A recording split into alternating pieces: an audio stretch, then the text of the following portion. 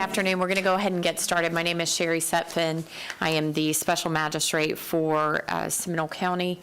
The way the process works is the county will present its case first, and it will provide all of its witnesses and any evidence it has. You will be able to cross-examine any of the county witnesses. However, you will not be able to present any evidence or witnesses of your own until such time as the county has completed its case. Once it completes its case, it will then be your opportunity to provide any witnesses or evidence that you have.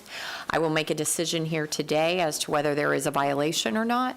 If there is a violation and you're here for the first time, you stand to have a penalty of up to $250 a day imposed for each and every day after the time frame given that the violation remains. If you are here for a repeat violation, you stand to have a penalty of up to $500 a day imposed for each and every day that a violation remains after a time period for compliance has been provided. So we're going to go ahead and get started. If you do have an agenda in front of you, please do not follow it in order because we will not be going in order. We have a method to our madness up here, so bear with us. If you've signed in, you will be called, I assure you. Okay, we're going to go ahead and start with 25.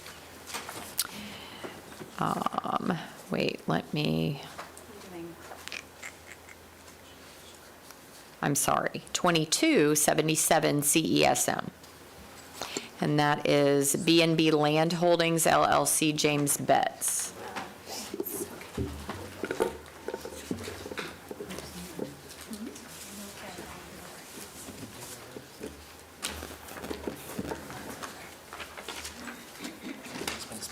Good afternoon, Madam Magistrate.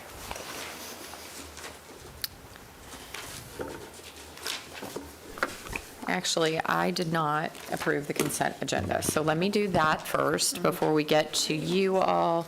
The consent agenda is provided where the county is requesting continuances.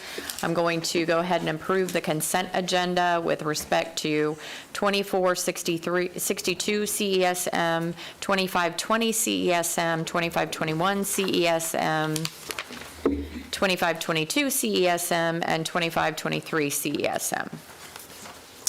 And if I have any county staff members that are going to provide any testimony, we can do swearing in, please. Do you all solemnly swear or affirm the testimony you're about to give to be the truth, the whole truth, and nothing but the truth? Yes. Okay, thank you. And then we'll go ahead and swear you in, sir, if you're going to provide testimony. Do you solemnly swear or affirm the testimony you're about to give to be the truth, the whole truth, and nothing but the truth?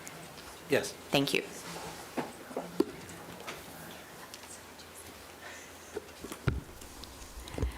Ruth Goldstein, Building Division. This is for case 22-77 CESM, property owner of B&B Land Holding, LLC, at 3468 East State Road, 436, Apopka in Seminole County. The violation charged, this case was originally heard by the Special Magistrate on October 13th, 2022, and an order was issued giving the respondent a compliance date of January 12th, 2023. Several affidavits of noncompliance were filed by the inspector. On February 13th, 2025, an order was issued extending the compliance date to May 7th, 2025, with a meeting scheduled for May 8th, 2025. The administrative cost to process this case for the clerk totals $395.80. The cost to process the case for the inspector totals $1,170.28 for a total of $1,566.08 for both the inspector and the clerk. The recommendation is that the special magistrate issues an order imposing the administrative cost totaling $1,566.08 and require these costs to be paid within 30 days or the fine will constitute a lien on the property. This concludes my presentation. So the property is in compliance? It is not in compliance. Okay. So that I need some testimony regarding why it's not in compliance. And if we are looking to have the lien imposed. All right, let me get the case file. And Inspector Brent Griffin is actually here to provide some testimony regarding the permit applications. Thank you.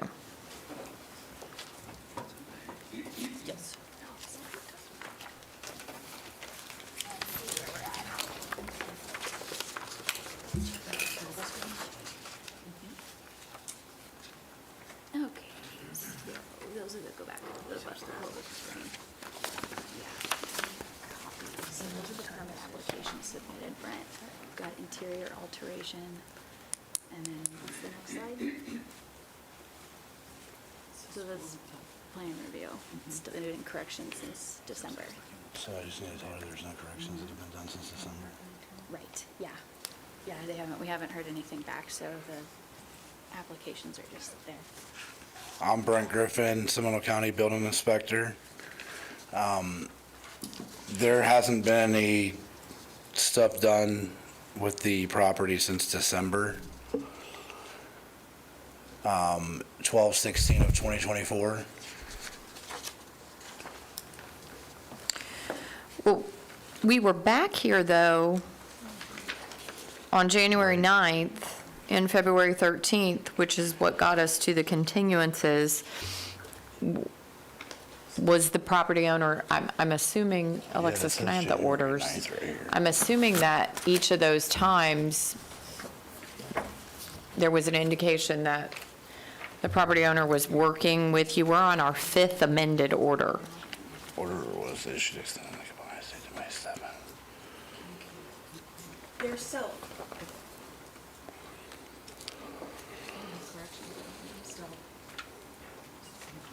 Is your mic hot?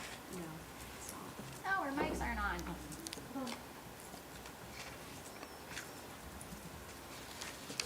Yeah, we'll do this one, Megan. I don't have the corrections printed out in here, so I can tell you what. Good afternoon, Megan Zanorski for planning.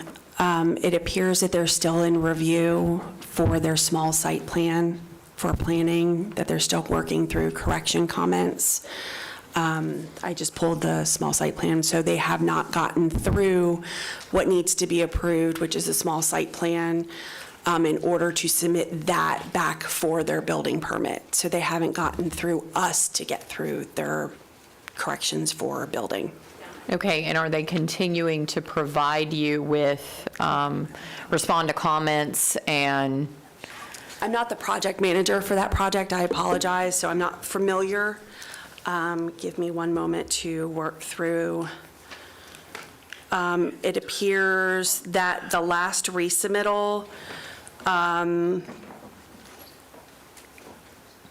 it looks like there might have been a gap of a couple of months, but I don't know with drafting from engineer. I would wait to hear back from what the applicant, as far as what documents needed to be resubmitted. But it does look like there was a span of maybe 60 days from when they got their comments to when they resubmitted, which sometimes can be typical depending on engineers getting documentation back to staff. But it seems like they did then resubmit in April and then again May. So it does look like they're being cyclical and they are submitting, but that they do not have an approved site plan at this point. Okay, thank you. So does the county have any objection to, provided I hear something from the respondent that gives me good reason for the lack of a final site plan submittal, do you have any objection to continuing the matter to enable them to finalize that part of everything? No, we do not. Okay. 90 days. And is this part of the electronic case file? This screen, it is. Okay, would you like to submit the electronic case file into the record as evidence? Yes. Okay. Do you have any objection to the electronic case file being submitted? Okay. All right. Do you, and I see you have someone new. Do you want to, okay. I was just up with Joy Giles, and she said it's already been admitted. Can I swear you in?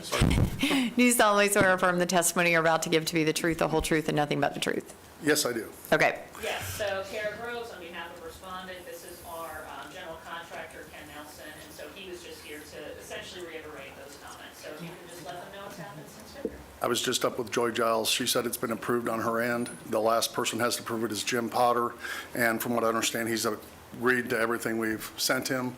So it's just a matter of days, it sounds like, before we'll be able to proceed and get it over with. Okay, so are we talking 30 days that I it would say- take? I mean, just in case, I would say, because this is only the second submission, I would say give us 60 just in case, but from what she's saying, it could just be, a week or two possibly, but again, that's not to say Jim Potter is going to stamp off on it, because I don't know that for sure. Okay, does the county have an objection to a 60-day continuance? We're thinking 90, Okay, just to give them a little extra Sounds good to me. time. okay, even better? I think, no objections.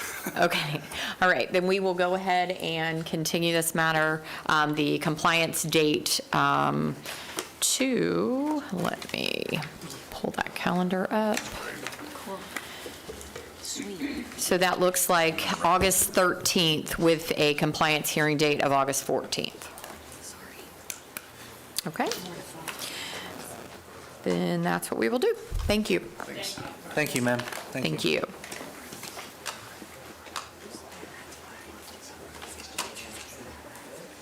August 13th with a compliance hearing date of August 14th. Okay.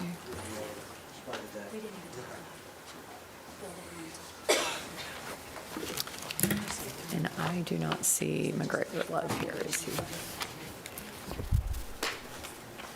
That's not fair, because the county attorney's office is waiting. So, I don't have any other attorneys. What about the translation? Which one's that? And is the translation necessary on that one? Do we know?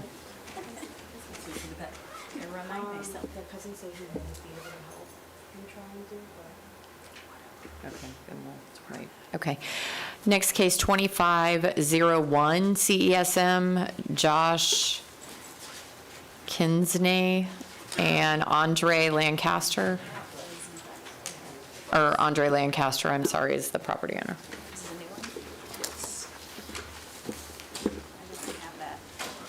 I might have it right here in front of my face. Look at that. Who would have thought?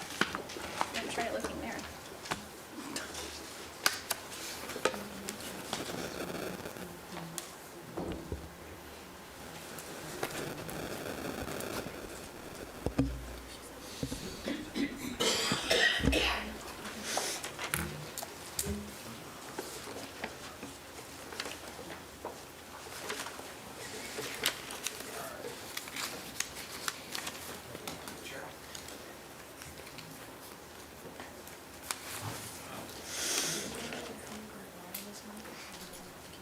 I don't know. I didn't know we had one.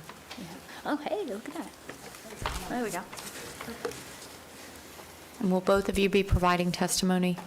Okay, if I could swear you both in. Do you solemnly swear or affirm the testimony you're about to give to be the truth, the whole truth, and nothing but the truth? I do. And can you state your names, please? Josh Cannell.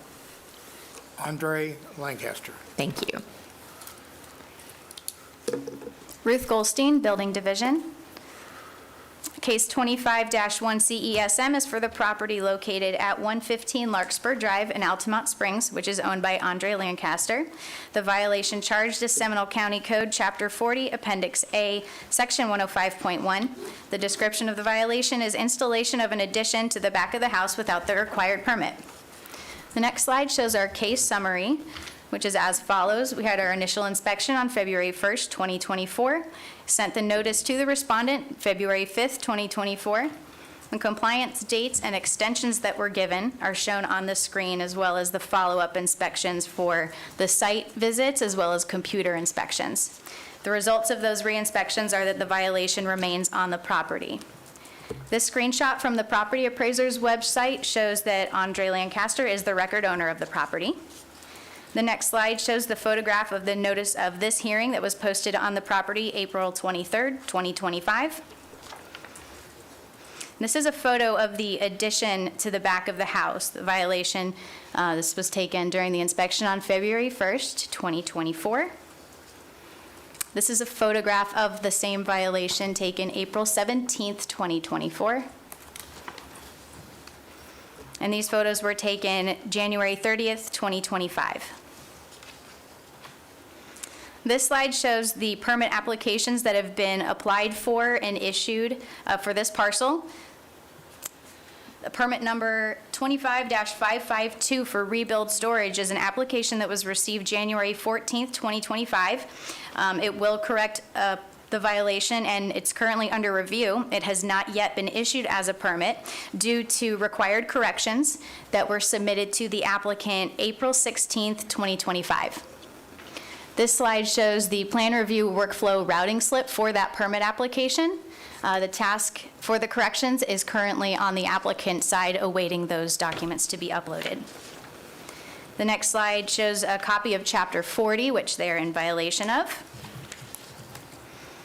And our recommendation is based on the testimony and evidence presented in case number 25-1 CESM. It is determined that the respondent is the owner of record of the property located at 115 Larkspur Drive, Altamont Springs in Seminole County, as determined by the property appraiser's records, in possession or control of the property, and in violation of the Seminole County Code, Chapter 40, Appendix A, Section 105.1.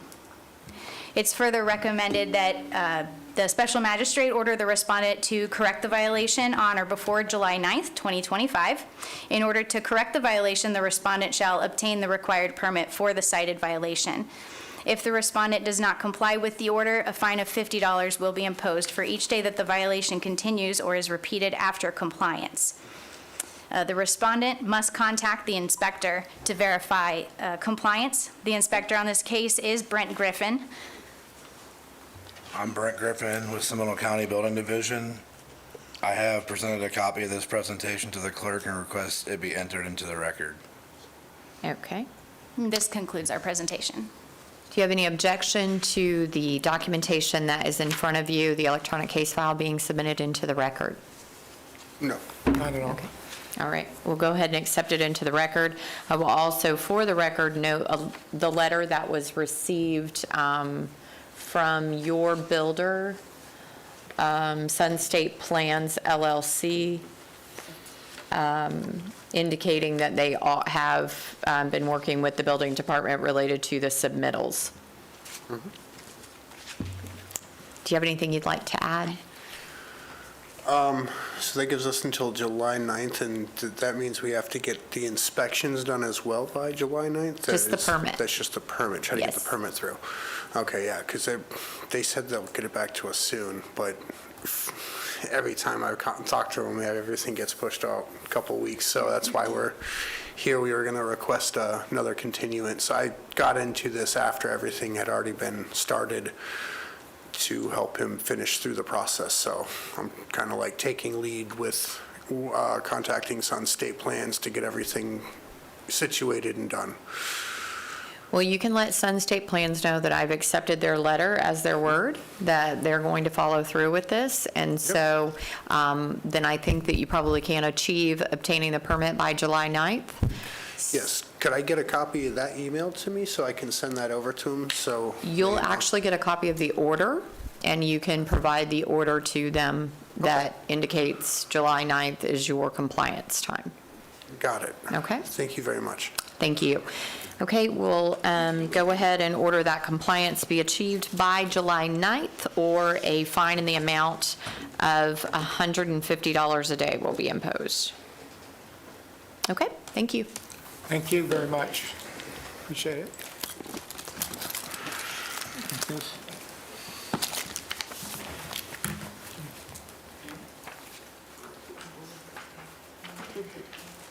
Okay, the next case, 2528 CESM, GRE 2 King, King LLC.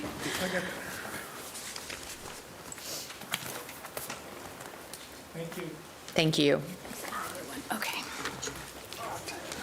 Oh, so much help is amazing. I love it.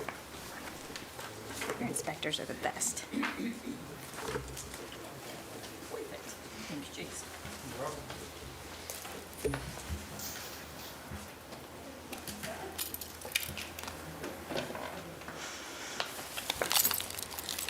Okay, sir, can you raise your right hand, please? Do you solemnly swear or affirm the testimony you're about to give to be the truth, the whole truth, and nothing but the truth? Yes. Can you state your name for the record, please? David Vasquez. Okay, thank you. Ruth Goldstein, Building Division.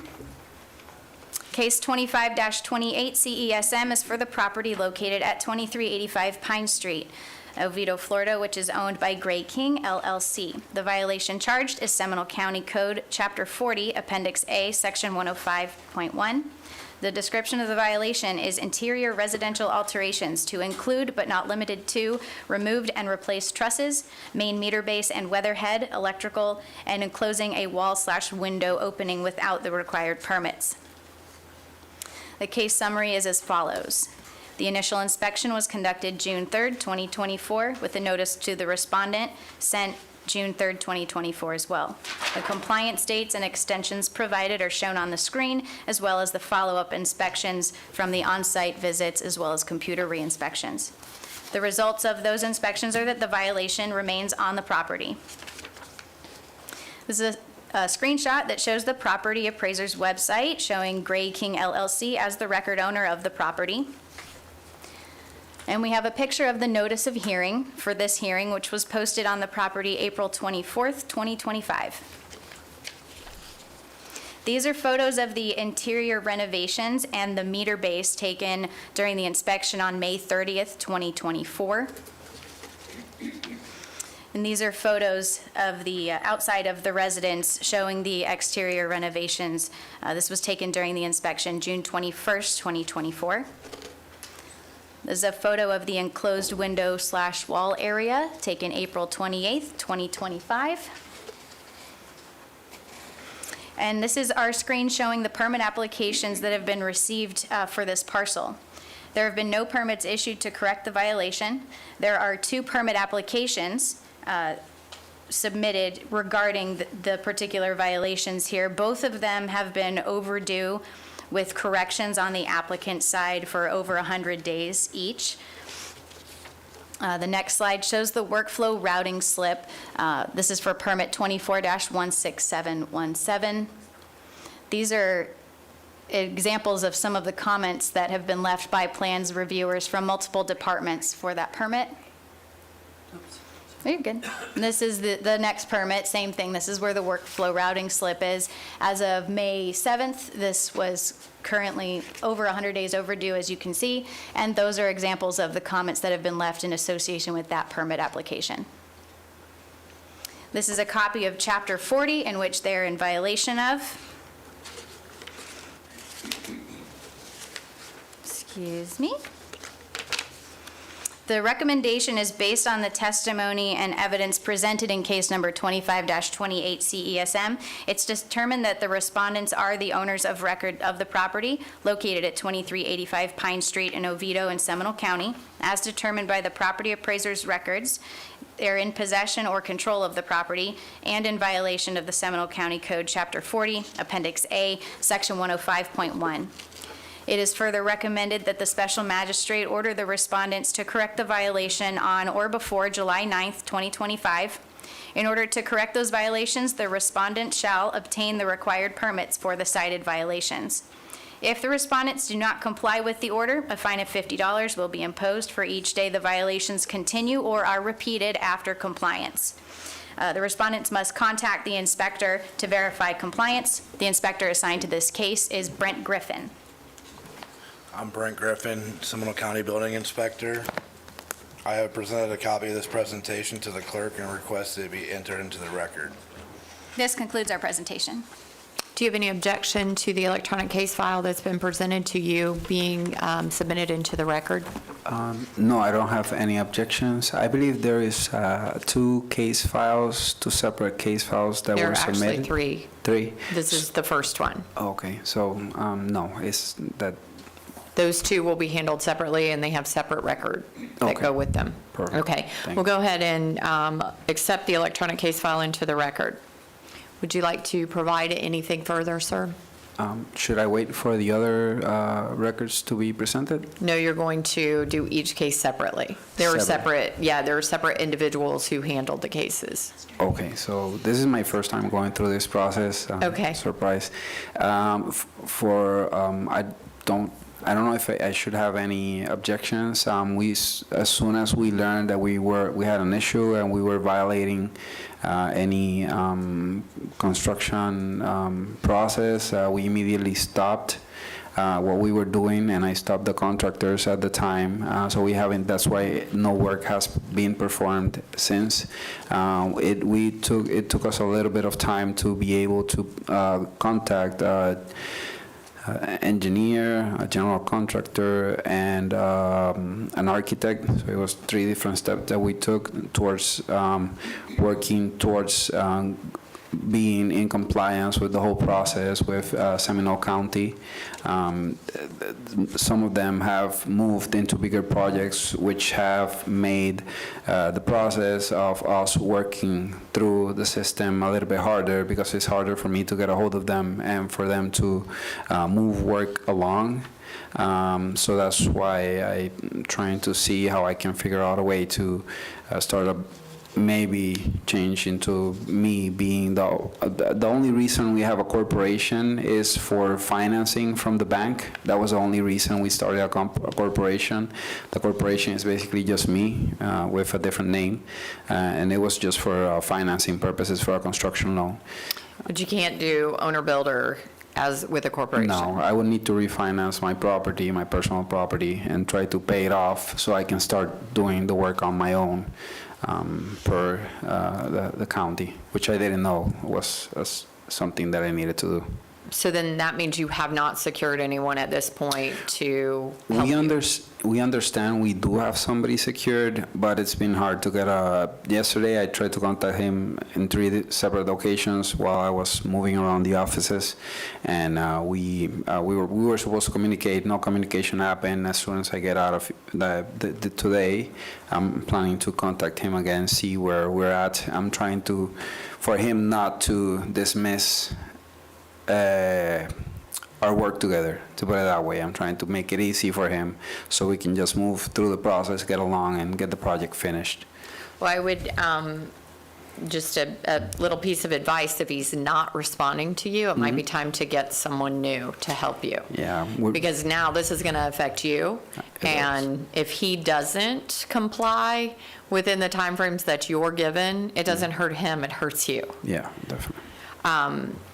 So the county is giving you till July, and the other thing that is happening in the background that you're not aware of is they're incurring costs as this progresses. So if you come back here in July and you haven't done anything or completed what you're supposed to complete, then they're incurring more costs, which means once you do finally come into compliance, you're going to have a lot of costs racked up. So you need to be mindful of that as well, because that doesn't hurt your professionals, that hurts you. So I'm going to go ahead and, do you think that you can get a permit by July? I mean. I will hope so. Okay. We're pretty far along the process. Right now, we're just needing some licenses to be submitted and some insurance that I should be able to cover, so we could go into that process. But his permit's expired, isn't that correct, or about to? His application application. is just very overdue. It's Okay. 149 days, I believe, is the oldest one, so technically an application may time out in the digital workflow after 180 days. Okay, Or so I think it's 180, you're 180 days. You're knocking up against that door. Yeah. So you- Time elapsed 179 days, yeah. So, The workflow is going to stay open. We can give the permit techs a heads up and just let them know that you're in the process. It just needs to get moving on the permit application as quickly as possible. yeah, because if I'm given till July, I don't want the workflow to stop. If we've given him till July here, the workflow needs to at least stay open till that point. Okay. Gotcha. Understood. Okay, so we're going to go with July. That means you come into compliance by July 9th, and you have a compliance hearing on July 10th. And if you do not come into compliance by July 9th, I'm going to impose a penalty of $250 a day.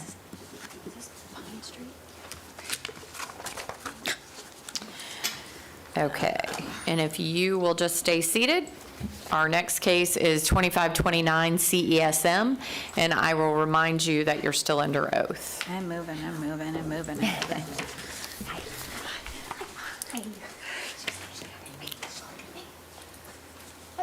thought you were Kara.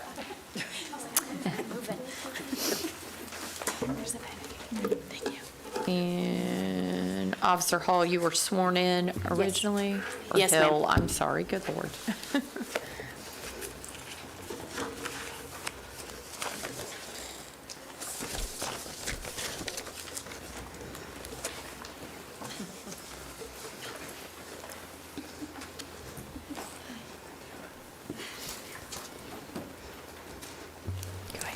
Officer Hill, Seminole County Sheriff's Office Code Enforcement, East Region. This is case 2529 CESM.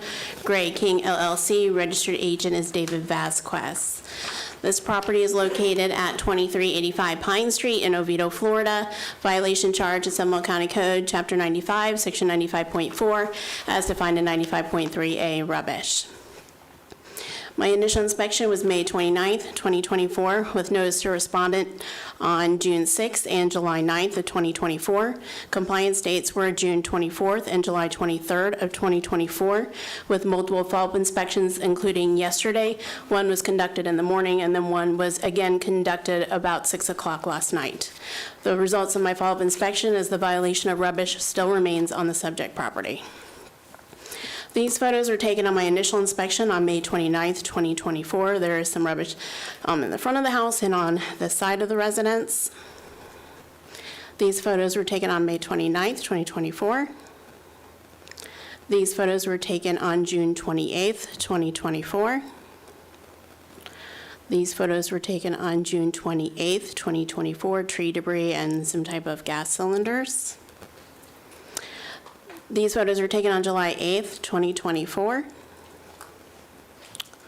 These photos were taken on the same date. These were taken on July 24th, 2024. The tree debris remains. The rubbish violation still remains in front of the carport and in the backyard on July 8th, 2024. These photos were taken day of posting on April 24th, 2025. These photos were taken on the same day. A photo of my posting on April 24th, 2025. These photos were taken yesterday morning. The rubbish in front of the carport was removed, but other rubbish remains on the property. The next slides, the trash bags and the old drywall remain along with the cylinders. And these photos were taken on the 7th. There's now a new house being built kind of behind it. The blue arrow on the left shows the marker for the property line, so showing that this tree debris is on Mr. Vasquez's property. The suggested recommendation based on testimony and evidence presented in 2529 CESM is determined that the respondent, Gray King LLC, David Vasquez, is registered agent, are the owners of record located at 2385 Pine Street in Seminole County, is determined by property appraiser's records, in possession or control of the property, and is in violation of Seminole County Code, Chapter 95, Section 95.4, as defined in 95.3A. It is further recommended that the special magistrate issue an order for the respondent to correct the violation on or before midnight of May 23rd, 2025. In order to correct the violation, the respondent must remove the rubbish from the property. If the respondent does not comply, a fine of $100 will be imposed for each day the violation continues or is repeated. So just a little background information. This case was opened May of last year. I received a phone call from Mr. Vasquez around July 3rd of last year. He said that he was out at the property that day. He took some photos, sent them to his vendor, and he said the rubbish would be removed by that Saturday. I had asked him about the vegetation violation because he did not mention that, and he kind of hesitated and said, I'll get that taken care of as well. So then I went out on July 8th, and the violation still remained. I had not heard from Mr. Vasquez since last year until yesterday. I received a voicemail stating that the rubbish violation was in compliance. So I went out again last night around 6 o'clock and determined that the only rubbish that was removed was a small pile in front of the carport, not the bags of trash or the old drywall or the tanks in the backyard. This concludes my presentation. Okay, would you like to submit the electronic case file into the record? Yes, ma'am. Do you have any objection to the electronic case file being submitted into the record? I don't have any objections of it being submitted into Okay. the case record. Thank you. Okay, it's your turn. Yes, so if I see it here as page 6 in the, well, basically since page 5, yes, so all that rubbish was taken care of. I had a vendor come in and take care of that rubbish, which was some debris from the previous construction. They were not supposed to leave it there. They were supposed to take it, and they left it in the front of the house. Some of the rubbish I did not recognize, so I understand it might have been somebody that dropped it off there, but we still took care of it. That's the one in page 6 and 5. I believe the officer doesn't have any additional pictures of the area because the rubbish was taken care of. And then going from there, when we received the notice of additional rubbish, we understood it was the one in front of the carport. So I contacted again another landscaping company to take care of that rubbish. That's the one shown in page 8. That should not be there well, that is not there anymore. I sent pictures yesterday regarding that. We were not aware that we needed to take care of basically the rubbish in page 9. Those 2 gas cylinders, we did not pay too much attention to them, to be honest. They're in the back of the house, they're not in the front of the house. So we did not understand, we didn't receive any notice of what were the violations. So we just kind of went by common sense and then took care of the rubbish in front of the house. As far as the one presented in page 10, we were presented the property as it being where the house currently is, the old house currently is, and the new house is being built. So they presented the whole lot as the property. We just found out that the lot had been segregated into lots 7 and 7A. And that is where the officer noticed there is now an entryway through basically the left side of the building. And as you can see, I believe is in the last page, you can see where the page 17, they basically cut away through that area, and that's where I believe all that stick rubbish came from, because it honestly doesn't make any sense where from my property that rubbish came from. If need to be taken care of, then we would work towards that. That wouldn't be an issue. I honestly don't usually drive in that direction, or I just figured I didn't pay too much attention to that area because I didn't notice it that well. It basically leads to the road that was currently made by my but neighbors in the back. You can notice it's basically a trail to the back of the new property. Okay, but you're being told that the debris does need to be picked up, and it looks rather old to me. So it looks like it's been there for a while. It doesn't look like it's newly cut brush that would have been cut from a recent path. Yes, I don't know how long they've been working there. I had to be, for my work purposes, I had to be out of town for the last couple of months. That's where I make my income, and I just purchased this property from some excess money, and I didn't want to waste it. So we're trying to fix it little by little. So it takes a little bit of time for us. We just noticed recently that there was a building being built in the back of a house being built in what supposedly was part of our property, but now the seller divided the lot into 7 and 7A, but that's a different situation. Okay, so I think that you can see by the pictures what all is required under the ordinance for you to clean up off of your property. And if you have any questions, you need to contact Officer Hill. She will gladly meet you out there and walk through with you everything that needs to be removed. But I think that what is left on this property from both your testimony and Officer Hill's testimony can be removed by May 23rd. And so I'm going to go ahead and order that the offending rubbish be cleared from the property by May 23rd, or a fine in the amount of $250 a day will be imposed. And let me make sure that you understand that after you clean it up, you can't allow it to accumulate back on the property, even if someone else is bringing it in. It's still your responsibility.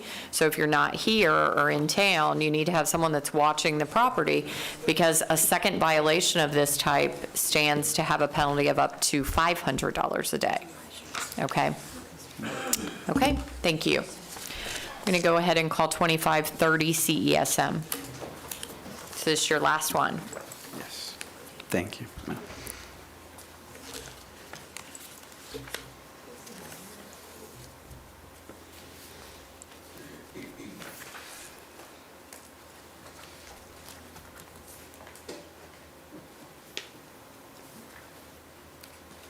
Officer Hill, Seminole County Sheriff's Office Code Enforcement, East Region. This is case 2530 CESM. Respondent is Greg King LLC, David Vasquez, registered agent. This property is located at 2385 Pine Street in Oviedo, Florida. Violation charge is Seminole County Code, Chapter 95, Section 95.3. 95.4 is defined in 95.3B, uncultivated vegetation. My initial inspection was May 29th of 2024, with notice to respondent on June 6th and July 9th of 2024. Compliance dates of June 24th and July 23rd, 2024, with follow-up inspections including yesterday morning and in the evening. The results of my inspection was the violation of uncultivated vegetation remains on the subject property. These photos were taken on my initial inspection on May 29th, 2024. This is the side and backyard.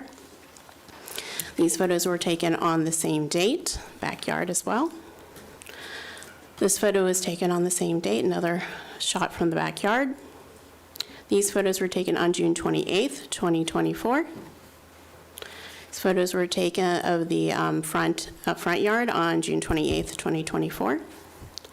These photos were taken again on June 28th, 2024. This is the backyard, side yard.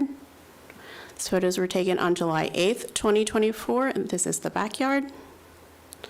These photos were taken on July 8th as well. This was the front yard and backyard. These photos were taken on July 8th, the backyard. These photos were taken on July 24th, 2024, the backyard and front yard. These photos were taken on the same date, another photo taken from the side yard. So those were taken on July 24th of the backyard. Photos were taken on July 24th as well. These photos were taken on the day of posting on April 24th, 2025. These photos were taken yesterday morning. And same date, side yard and backyard. These photos were taken yesterday as well of the backyard. The suggested recommendation is based on the testimony and evidence presented in case 2530 CSM. It is determined that the respondent, Greg King, LLC, David Vasquez, registered agent, are the owners of record located at 2385 Pine Street, located in Seminole County, is determined by property appraisers' records, in possession or control of property, and is in violation of Seminole County Code, Chapter 95, Section 95.4 is defined in 95.3B. It's further recommended the special magistrate issue an order for the respondent to correct the violation on or before midnight of May 23rd, 2025. In order to correct the violation, the respondent must remove all uncultivated vegetation in excess of 8 inches in height from the subject property. The respondent does not comply with the order, a fine of $50 will be imposed for each day the violation continues or is repeated after compliance. Forgot to add, I did call Mr. Vasquez back last night. His voicemail said text is better, so I did text him at 5:41 last night, and I did not receive any contact back. This concludes my presentation. Would you like to submit the electronic case file into the record? Yes, ma'am. Do you have any objections to the electronic case file being submitted? No, ma'am. Okay, I'll accept it. Okay. Yes, I would for both cases, I would just like to mention that we were victims of vandalism, and I think that's probably why they got called in initially, and then a lot of that produced debris from the cleanup, and that was part of it. We have no objection to taking care of the lawn by, basically the maintenance of the lawn by May 23rd, 2025. As I said, I don't know if the officer remembers, the backside of my house was basically a forest. We purchased the property as a rehab property, and that was our intention, to fix it up and get it under order and get it fixed. We have stopped since we received a stop order, but we have the best intentions to comply with everything that the building and the permitting and zoning and any department requests from us, as well as code enforcement. We don't have any complaints or any issues. I apologize for, I probably saw the phone call or didn't see the phone call, but Florida, we get like calls every day for cars, for solar panels, for everything. So if you don't know the numbers, you usually don't answer. That's why I usually ask to receive a text message. I will look for your text message, ma'am, and then I'll try to keep your phone in my my book, my cell phone book thing. So so we can keep in constant communication and everything is under compliance. Okay, I just want to let you know that I understand the whole stop work thing, but even though you stop work without a permit, you still need to keep your grass mowed, you still need to keep the lawn clean and those sorts of things. So these other two cases are somewhat unrelated. It didn't mean stop all work and stop maintaining your property. It just meant stop working where you don't have a permit. Okay. So again, I'm going to go ahead and order that you come into compliance by May 23rd, but then you have to have regular lawn maintenance on the property, because if you don't, your next violation could be much higher. So compliance by May 23rd with a penalty of $250 a day if it's not clean, if it's not mowed by May 23rd. Perfect. That should not be an issue. I think the company that did the work yesterday would definitely be able to do the work, the constant taking care of the property. Okay, great. I don't know if the gas tanks needs to be removed. I don't know how that works. Because if Sorry, I missed that. The gas tanks, but do you mean those? the cylinders, those are Yes. gas tanks, those are propane tanks. So if they're gonna be used for cooking or a washer dryer. Right now, they're not being used, they're just laying in the backyard, so they're considered rubbish, but if it's something that he's gonna use in the future, then he needs to put it someplace like in a shed or a garage or somewhere else that's not just laying out in the yard. I will do. That's not an issue. That wouldn't be an issue. I would do it that way.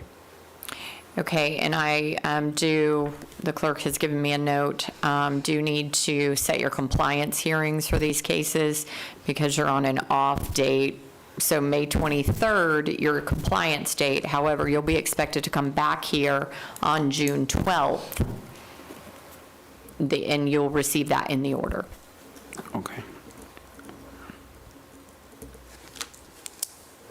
And that is, if I did not say it for the record, that is the same for the 2529 CSM case as well.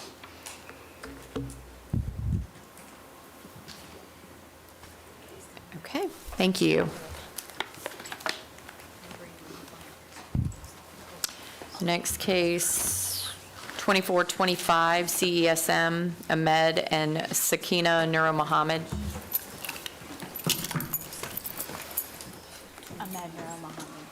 Can you repeat the case number, please? 2425. Thank you. Yes. 24, which one is that?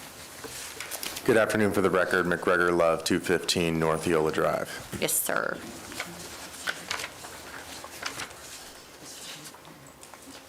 It's page 13.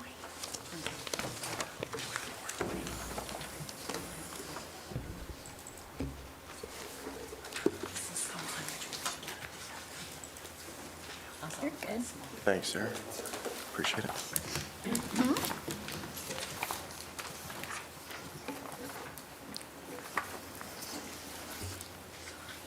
Oh, he's first. Ruth Goldstein, Building Division. Case 2425 CESM, property owners Ahmed and Sakina Nur Mohammed, located at 846 Isle Point in Sanford. This case was originally heard by the special magistrate on April 11th, 2024, and an order was issued giving the respondents a compliance date of July 10th, 2024, with a meeting scheduled July 11th, 2024. On March 13th, 2025, an order was issued extending the compliance date to May 7th, 2025, with a meeting scheduled for May 8th, 2025. The administrative cost to process this case for the clerk totals $345.31. The administrative cost to process this case for the inspector totals $661.46, for a total of $1,006.77 for both the inspector and the clerk. The recommendation is that the special magistrate issues an order constituting a lien retroactively back to May 7th, 2025 at $50 per day and continues to accrue until in compliance. This concludes my presentation. Inspector Brent Griffin is here for any follow-up questions. So the property is still not in compliance? Correct, it is not. Okay, and where are we with permitting? Can you pull up the global screen? This is the retaining wall, right? Looks like they submitted a permit application for the retaining wall, but it's been in plan check status awaiting those required corrections. In the next slide, does it show the? So these are the drainage comments for the permit application. And the next slide shows the natural resource comments, which were submitted in April 2025. And they're building, we've got zoning corrections that were submitted in February 17th, 2025 that have yet to be resolved. And those are the corrections.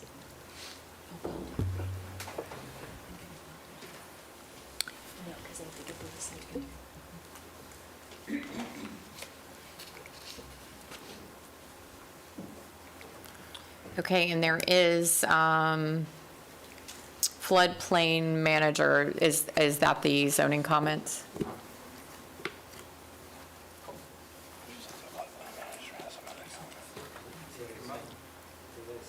Natural resource officer, because we have zoning, natural resource, and then drainage that's involved.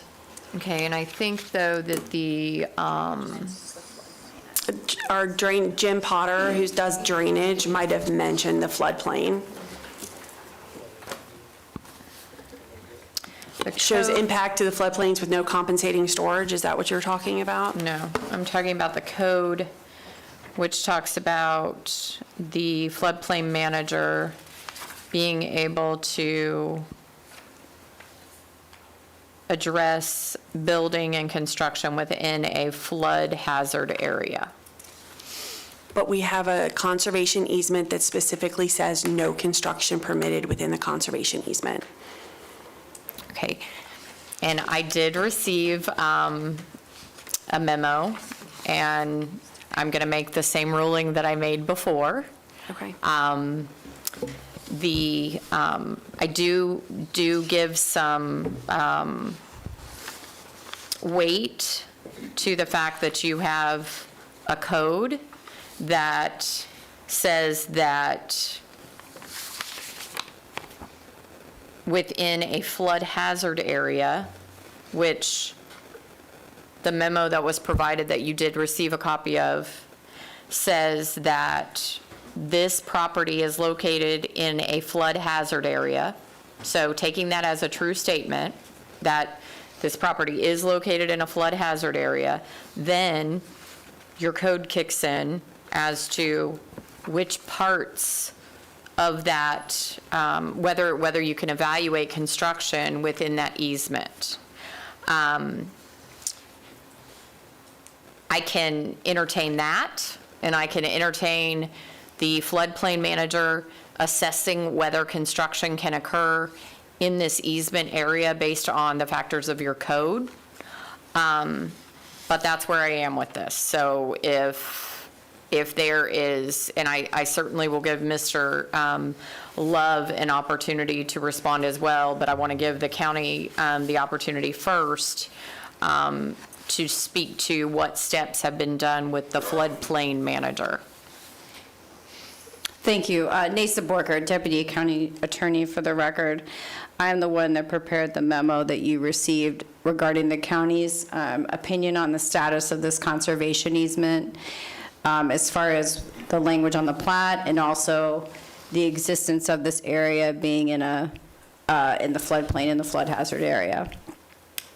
The county has an administrative code that allows for conservation easements as they pertain, to a conservation easement or wetlands or ones that are in floodplains, due to floodplains, to be released if they were done in error.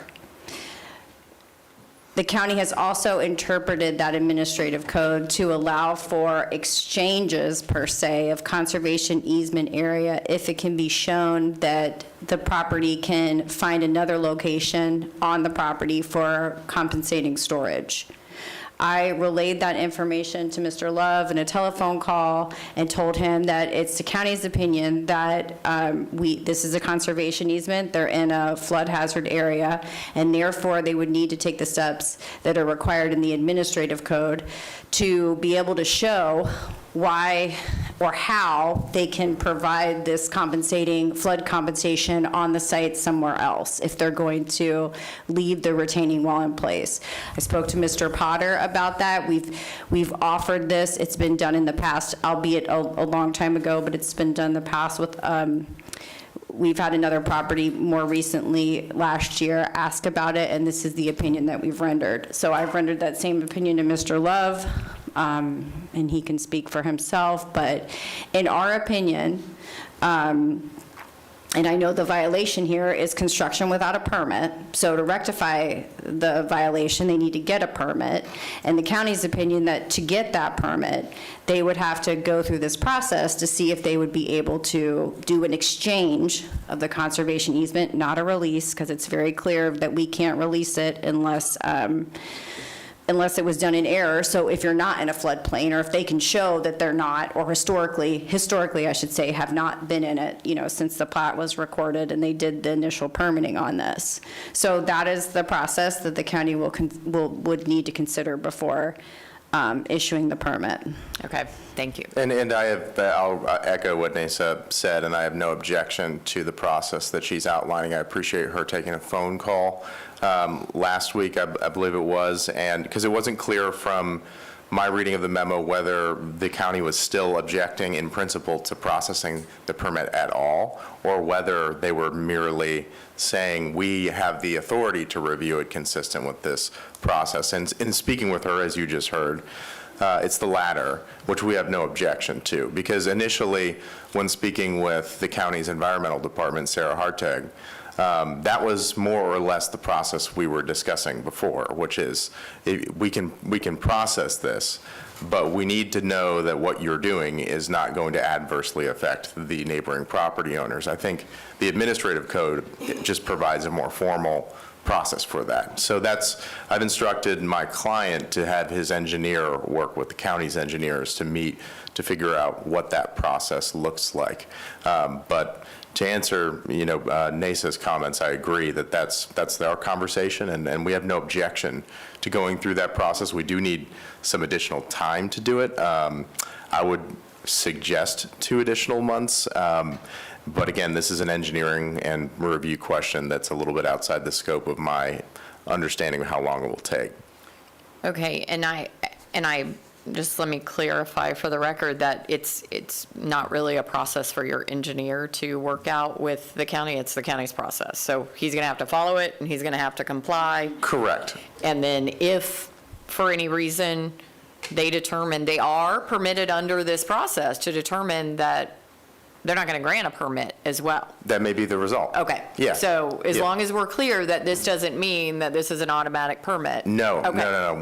I merely was hoping we could get past the sort of and understanding that that the county had the authority to start the process. Because I think initially that was the hangup, is that the county didn't believe they even had the authority to review anything here. As long as there is a process to go through, we will follow that process and follow whatever the conclusion is. Okay, good deal. Do you have any objection to 60 days? No. Okay. All right, then I will go ahead and continue the compliance date for 60 days out, which would be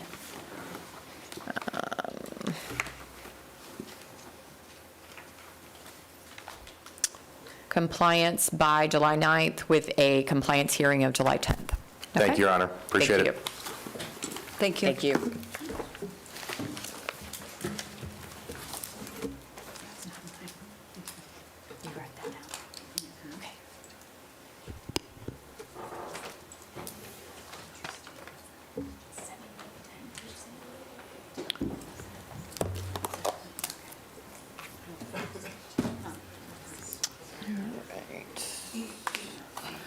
The next case is 2534 CESM Juan GT Olazabal.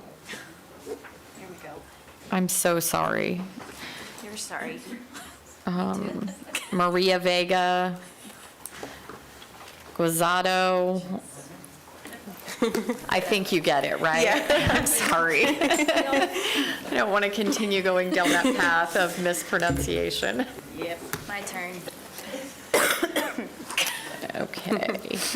Anyone who is going to provide testimony, if you'll please raise your right hand, do you solemnly swear or affirm the testimony you're about to give to be the truth, the whole truth, and nothing but the truth? Yes. And can you please state your names for the record? Francesco Lazuel Vega. Tu nombre. Juan Olazabal. Maria Vega. Okay, good deal. Thank you. Ruth Goldstein, Building Division. Case 2534 CESM is for the property located at 3464 North County Road 426, Geneva, in Seminole County, which is owned by Juan G.T. Olazabal Segovia, Maria M. Vega Guizado, Juana M. Olazabal Vega, and Francesca O. Vega. The violation charged is Seminole County Code Chapter 40, Appendix A, Section 1051. The violation is remodeling the house with possible truss replacement without the required permit. This is our case summary for our case. The initial inspection was completed April 1st, 2024, and the notice to respondent was sent the same day. The compliance dates and extensions are shown on the screen, as well as the most recent inspections and computer follow-up inspections. The results of those re-inspections are that the violation remains on the property. This slide shows the copy of the property appraiser's website showing that these owners are the record owners of the property. This is a photo of the notice of hearing for this hearing, which was posted on the property April 24th, 2025. This is a photograph of the main structure. It was taken during the last inspection on April 24th, 2025. And in the left corner, it shows the remodeled house with the roof repair. This is a photograph of the main structure taken during the initial inspection on March 26, 2024, showing the exposed trusses and the roof repair. And the following slide pictures were taken August 15th, 2024, showing updated roof repair. And this is another photo taken September 3rd, 2024. And again, in October 17th, 2024, this was the state of the house remodeling and the roof repair. This is a copy of the permits that have been submitted or issued for this parcel. It shows that no permits have been applied for or issued in regards to this violation. Actually, go back one more. There is a permit 21-5153, the first one up there that says type R435. That is an issued permit to demo and rebuild a room due to termite damage. It has expired without inspection, and in order to close that permit out, they're going to need to submit a new application with updated plans. And the next slide shows Chapter 40, which is what they're in violation of. The Recommendation is based on the testimony and evidence presented in case number 2534 CESM. It is determined that the respondents are the record owners of the property located at 3464 North County Road 426, Geneva, in Seminole County, as determined by the property appraiser's records. They're in possession or control of the property and in violation of the Seminole County Code, Chapter 40, Appendix A, Section 105.1. It is further recommended that the special magistrate order the respondents to correct the violation on or before July 9th, 2025. In order to correct this violation, the respondents shall obtain the required permit for the cited violation. If the respondents do not comply with the order, a fine of $50 will be imposed for each day the violation continues or is repeated after compliance. The respondents must contact the inspector to verify compliance. The inspector assigned to this case is Brent Griffin. I'm Brent Griffin, Seminole County Building Inspector. I have presented a copy of this presentation to the clerk and request to be entered into the record. Okay. Do you have any objection to the electronic case file being submitted into the record? So I'm here to translate like what my parents kind of wrote. So they're the current owners. Well, we're the current owners. You're one of the owners Yeah. as well? Okay. And we purchased the property with the existing violation. Okay, so do you have an objection, though, to this document? which has no. been- Okay, I'm going to accept it into the record, thank you. Yeah. Okay, go ahead. Okay, sorry. No, you're It's like my fine. first time ever like doing You're this. completely fine. The first contractor told us that it was easy to resolve it with the county, but then they requested additional documents and steps, and then the first contractor went bankrupt, which caused significant delays with solving everything. And then we hired a new contractor that spoke with Ruth from building department. Yes. And we updated the plans, and although the violation is like still open, we haven't finalized like the construction or anything because nothing has been built yet. And we're now ready to move forward with the construction and commit to like complying with all the code requirements. But we need more time since we have the new contractor and the other one went bankrupt. We cannot do this like super quick because we need more time. And so we can get the violation solved with the new contractor. So the county is offering July 9th. Do you think you need more time than July 9th? I think maybe just because we want to make sure everything's done and we can move forward. Okay. With the new contractor, because the other one caused significant delays since he went bankrupt. So yeah, probably. How much more time do you think you need? Sorry, I'm asking them. No, you're fine.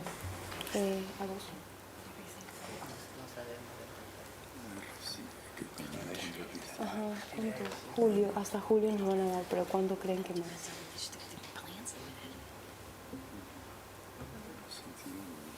Septiembre. ¿Septiembre? Regular todo. Septiembre. So he's saying he doesn't know specifically how long it would take for the new contractor to, solve all of this. So he said September if possible, so we can resolve everything. Okay, does the county have an objection to September 10th as that's 2 additional months from what you had offered? No, we don't. Okay, then what I'll do is I'll go ahead and give you till September 10th with a compliance hearing date of September 11th. Okay. Or you will stand to have a penalty imposed of $250. Okay? Perfect. Thank you so Thank much. you. Thank you. Sí, ya está. Sí, ya no. Septiembre 10.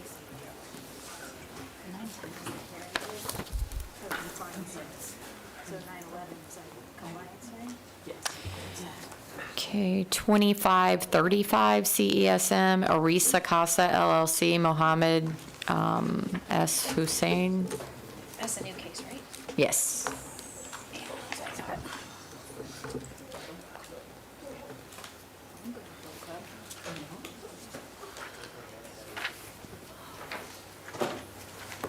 Who's your assistant? Order, that makes sense.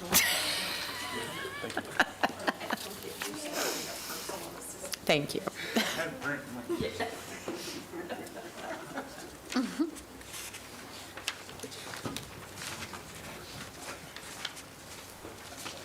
You ready? Go ahead. Oh, let me go ahead and swear you in, sir. I'm sorry. Do you solemnly swear or affirm the testimony you're about to give to be the truth, the whole truth, and nothing but the truth? Yes, I do. Can you please state your name for the record? Ralph Odom, Destiny Construction and Consulting, LLC, general contractor. Okay. Do we have anything saying that he is permitted to speak on behalf of the property owner? I do not. Okay. Are you the registered agent? I'm the registered agent for the contractor company. I was Oh. hired by the owner, Okay. and I'm speaking on his behalf. Gotcha.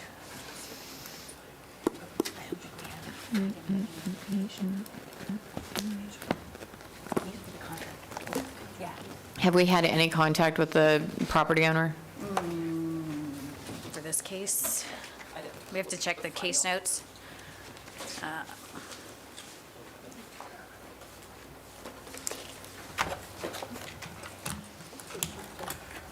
I can't recall off the top of my head if we've got any phone calls. Okay, oh, I do have in the record that you did send a letter as the contractor of record. Yes, on behalf of the owner. Okay. I'll recognize that in the record for your authorization to speak. Thank you. Thank you.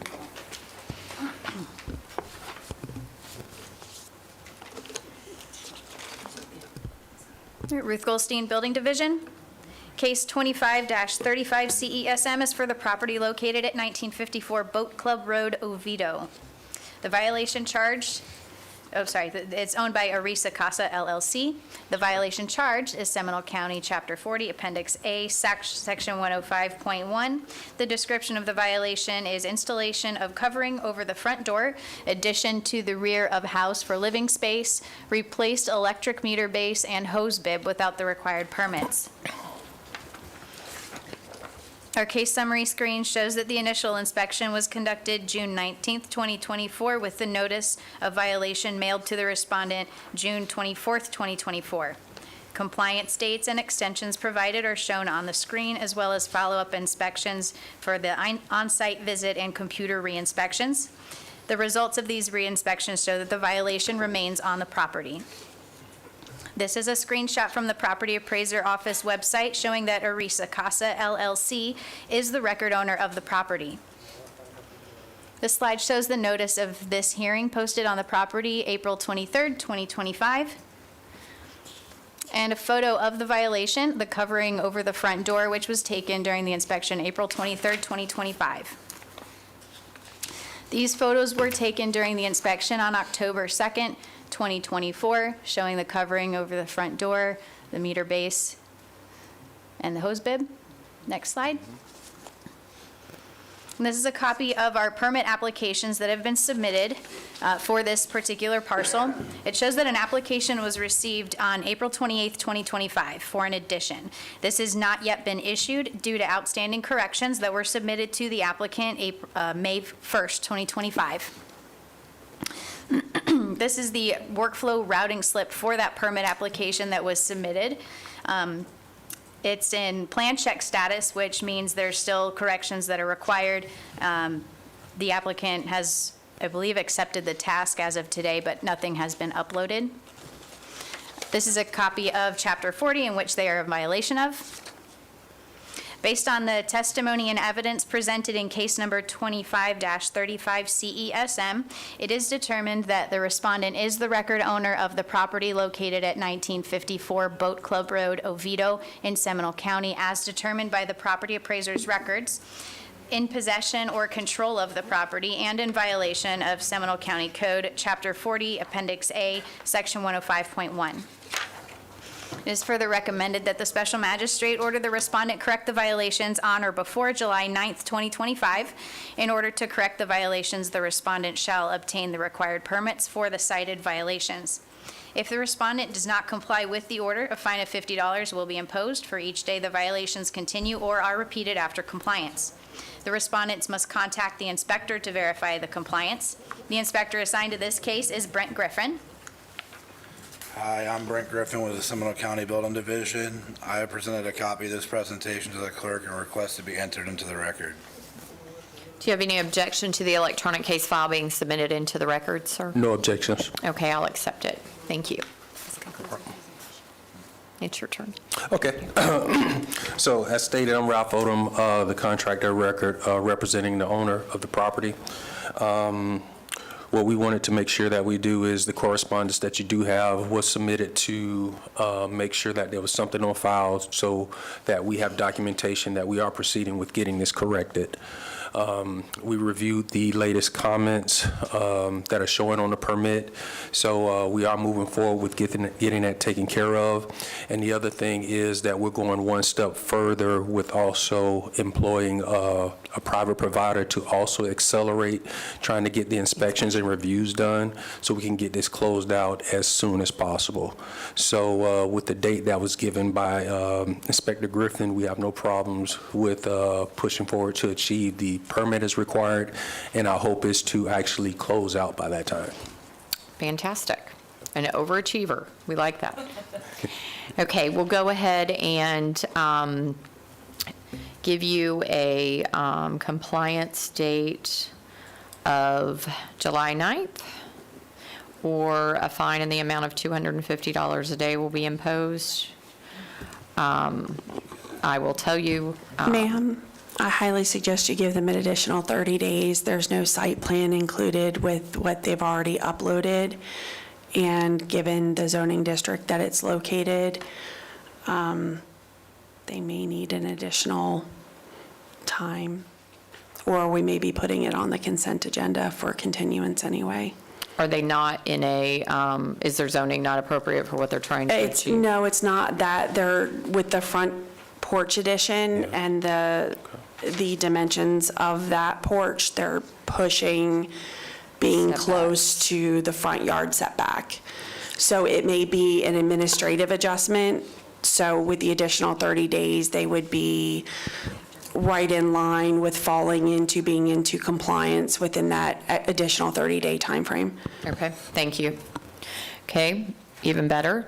Now you have, I'll go ahead and extend it out till August 13th as a compliance date, with a compliance hearing on August 14th, with a penalty of $250 a day if the violation is not corrected by August 13th. We appreciate it. Thank you so much. If I can just recommend that you contact the permit customer service team regarding the private provider aspect of it. You may have to resubmit a new application and start the process over since this has already begun as the contractor. But check with them. If you just come out of this building, turn left, you can go to the front counter and double check. Okay, thank you so much. Okay.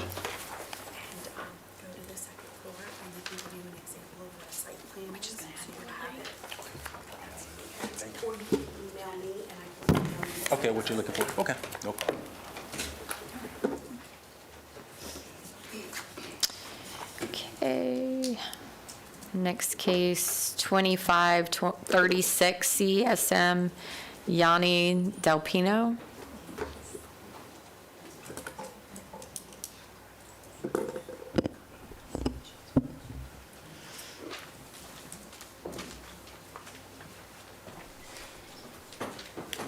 Sorry, I thought they weren't here.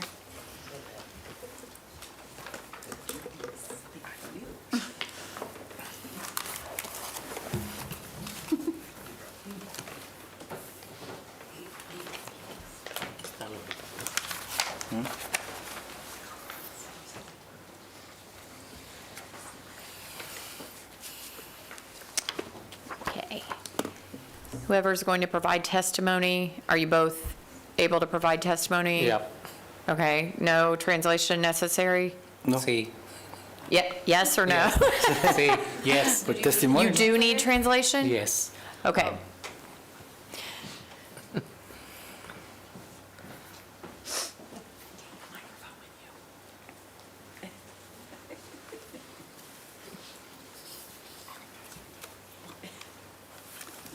You go ahead and state your name for the record, please. Okay, Karina, can you raise your right hand? Do you solemnly swear to translate from English to Spanish and Spanish to English to the best of your ability? I do. Okay, now we're going to swear you all in. Do you solemnly swear or affirm the testimony you're about to give to be the truth, the whole truth, and nothing but the truth? Sí. So help you God. Thank you. Yes. Ruth Goldstein, Building Division.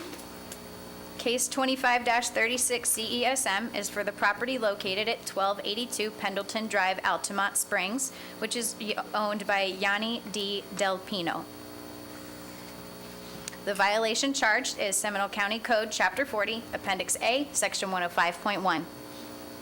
The description of the violation is installation of a retaining wall, lean-to, and rear addition/enclosure without the required permits. This is a slide showing the case summary. The initial inspection was conducted June 26, 2024. The notice to the respondent was mailed July 2nd, 2024. Several compliance dates and extensions were provided or shown on the screen, as well as follow-up site inspections and inspections done via computer. The results of those re-inspections are the violation remains on the property.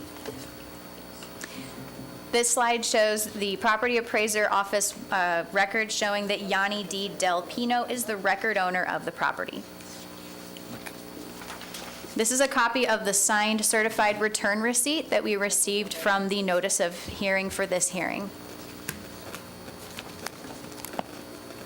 On April 24th, 2025, an inspector conducted a drive-by inspection. The subject violations are in the rear of the property and are not shown in this particular photo, but are in the next few slides. During the inspection on August 15th, 2024 and August 29th, 2024, these photos were taken showing the lean-to on the left side and the addition/enclosure and the retaining wall on the right side of the screen. This photo was taken August 29th, 2024, illustrating the retaining wall and the enclosure.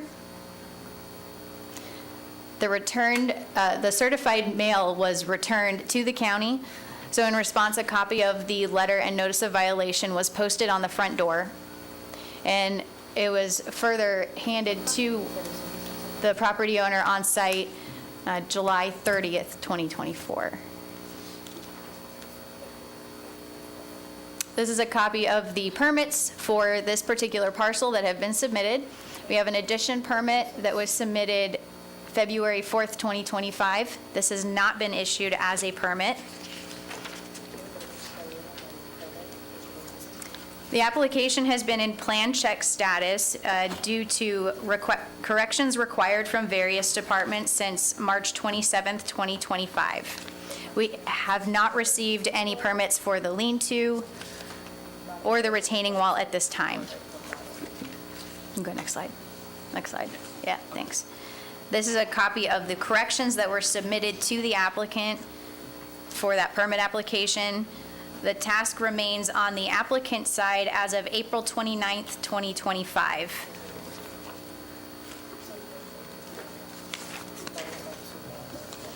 This is a copy of Chapter 40. This is what they're in violation of. The recommendation is that based on the testimony and evidence presented in case number 2536 CESM, it's determined that the respondents are the record owners of the property located at 1282 Pendleton Drive in Altamont, Seminole County, as determined by the property appraiser's records. They're in possession or control of the property and in violation of Seminole County Code, Chapter 40, Appendix A, Section 105.1.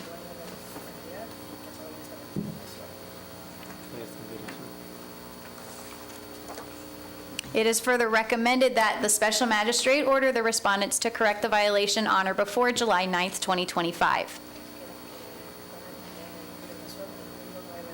In order to correct those violations, the respondent shall obtain the required permit for the cited violations.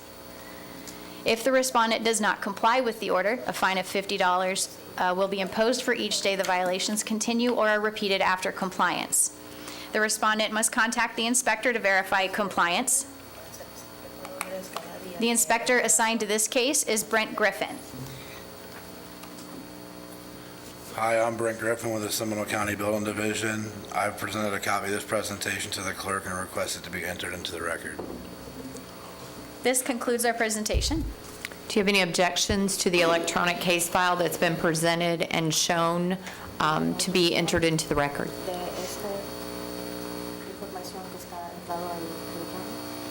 No, nada más quería saber y esto. Pero necesitan saber si eso papel está bien para entrar. Ah, sí. Yes. Okay, thank you. It will be accepted. I'm not sure that microphone is working. Hello? Is it working? I don't think it is, so you're going to probably need to use one of these. Thank you. Ok, ahora es su tiempo para hablar. De esto, de qué significa, porque esto me lo mandaron, lo trajimos aquí. Ok, ¿quieren entrar al... Permisos o no sé. Para evidencia, ¿quieren entrar? Okay, he has a form to enter as evidence that he's submitted. So, If you will hand it to these ladies over here first to see if they know what it is, and The owner builder, signed owner builder affidavit. okay, so a signed owner builder affidavit, It's an owner builder permit. but it's it was signed in February. Do you all have this? Yes, we do. That is actually in relation to this permit application on the screen. Go back to the workflow, or not the Estos ya lo workflow, tienen the en global, su... that one. And This- so it goes with the addition, not the wall. If that was signed February 4th, 2025, it's likely a copy of the owner builder statement for that permit application. The owner builder statement doesn't have any identifying factors on it other than the address, the property owner's name. Right. So you don't know what it's for. But in the addition, this is something, is this different than the lean-to or the wall that we're here for? Correct. Okay. Applications haven't been received for the wall or the lean-to, but we do have one for the addition, which is, that's part of that permit. Okay. De la pared. Solo tienen De rectángulo no sale todavía. el permiso solo para la adición. Ah, ok. Okay, so the county is recommending that you have until July 9th to get the permits on these 2 additional structures that are on the property. Entonces, para sacar los permisos hasta julio 9, para los dos, la adición y la pared. ¿Y quién tiene que sacar los permisos? Porque le estamos pagando al Sun State Plan para sacar los permisos, ¿cierto? ¿A quién? Sun State Plan. So he's saying he isn't sure who to, Sun State Plan, I believe is what he said. Sun State Plan. Oh, he has a contractor. Usted tiene un contrato. Okay. Sun State Plan, ellos dijeron que iban a sacar los permisos. Okay. Iban a sacar todos los permisos para... So according to him, the contractor is supposed to be taking out the permits. But he hasn't. Okay, entonces no hay ningún permiso. No, dijeron. No. And the problem with that is, it's your responsibility, not his. I mean, it's his responsibility if you've paid him to do it, but it's your responsibility. Entonces, responsabilidad de ustedes, no el contratador porque no ha hecho nada. Sí, ellos cobraron porque iban a hacer todo eso. Bring up that photo. Entonces, ¿qué es lo que tienen que hacer? ¿Venir aquí a sacar los permisos? So he's asking if he has to come here in order to take out the permits, and how to do that. He will need to see the building department, so he'll need to go to the building department in order to do that. But his contractor should know what to do, I would think. If he's applying as owner builder, he'll want to go talk with the permit staff to make sure that they know the updated processes. the contractor should be able to submit online without He's- having to come in. He's pulling owner builder. Okay. So I'm going to recommend, Wait, let's let her tell him Okay. what everyone has said before we continue. Entonces usted puede ir adentro, hablar con el departamento de building y ellos te pueden ayudar a sacar los permisos. Pero su contratador debe de estar eso. Ellos también pueden hacer eso en la computadora, pero ahorita ellos no tienen nada. Okay. I'm going to recommend that they meet with building and planning staff regarding the addition. The plans that they've submitted show a kitchen inside, which means it's an ADU, not just an addition.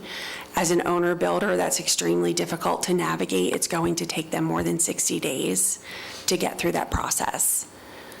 Ahorita están diciendo que usted va a hablar con el departamento de building y también el departamento de planning, porque como ustedes están haciendo un permiso de dueño contratador, y también los planes están diciendo que usted también tiene una cocina adentro de la adición también, eso va a tomar un poco más tiempo.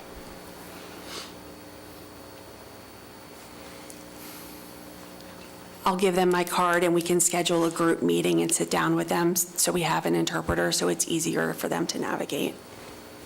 Okay, so he does have a permit application then for the addition. Correct, and that's the comments that I made, but clearly there's a language, so we need to schedule a meeting so that we can sit down and kind of hash through that. Okay, but then the retaining wall is separate, so you do have one permit, Tienes el permiso para la adición or one application, o I'm una sorry. aplicación. And you will need another application or to amend this application if that's allowed. He needs 2 applications. 3 separate permits total for these violations. Okay, so then the violation, Nomás son unas maderas que están ahí, no se puede quitar. So now they're asking if they could just remove it, De retaining wall. that is a possibility. the but- retaining Porque wall. nomás está puesto. Yes, wait 1 second. So he has the application for the addition.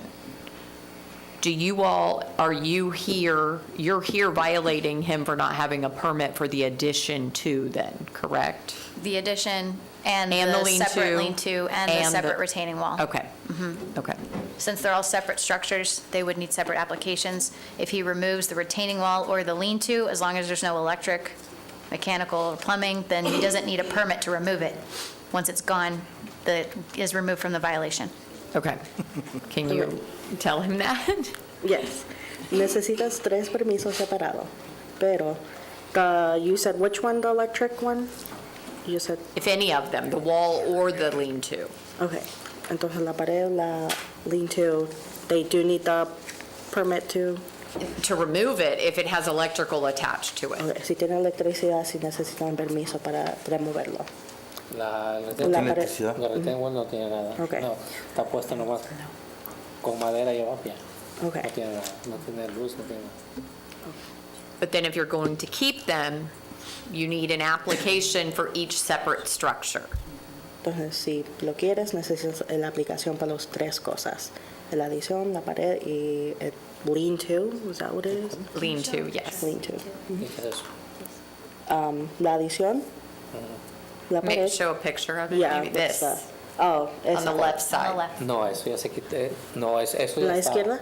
Eso ya estaba. Ese es el shell que ya estaba cuando se compró la propiedad.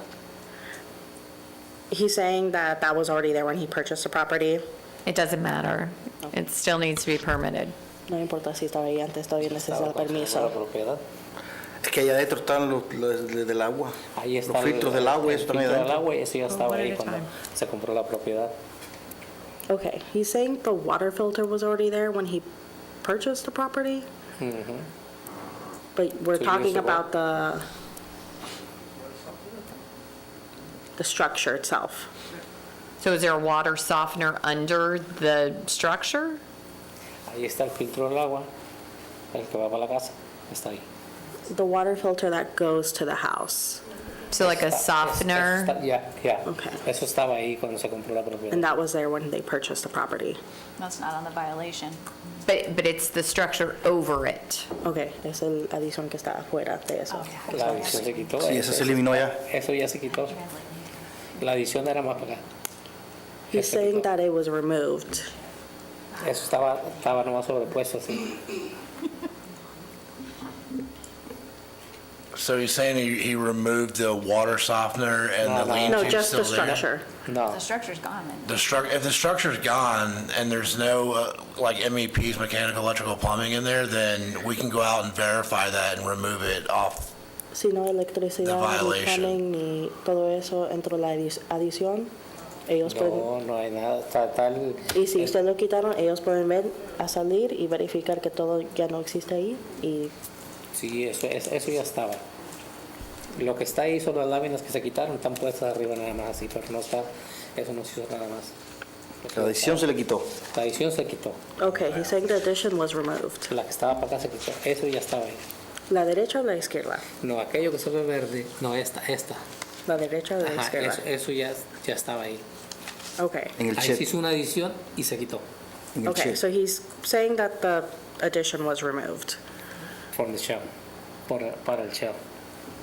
Ah, ¿dónde está el agua? Eso ya estaba ahí. Okay. Are these two buildings the same building, just a different angle? So when I went out there on the 24th and I knocked on the door, nobody answered, so I didn't want to go to the back of the property. Did you get those pictures? Are those the same structures?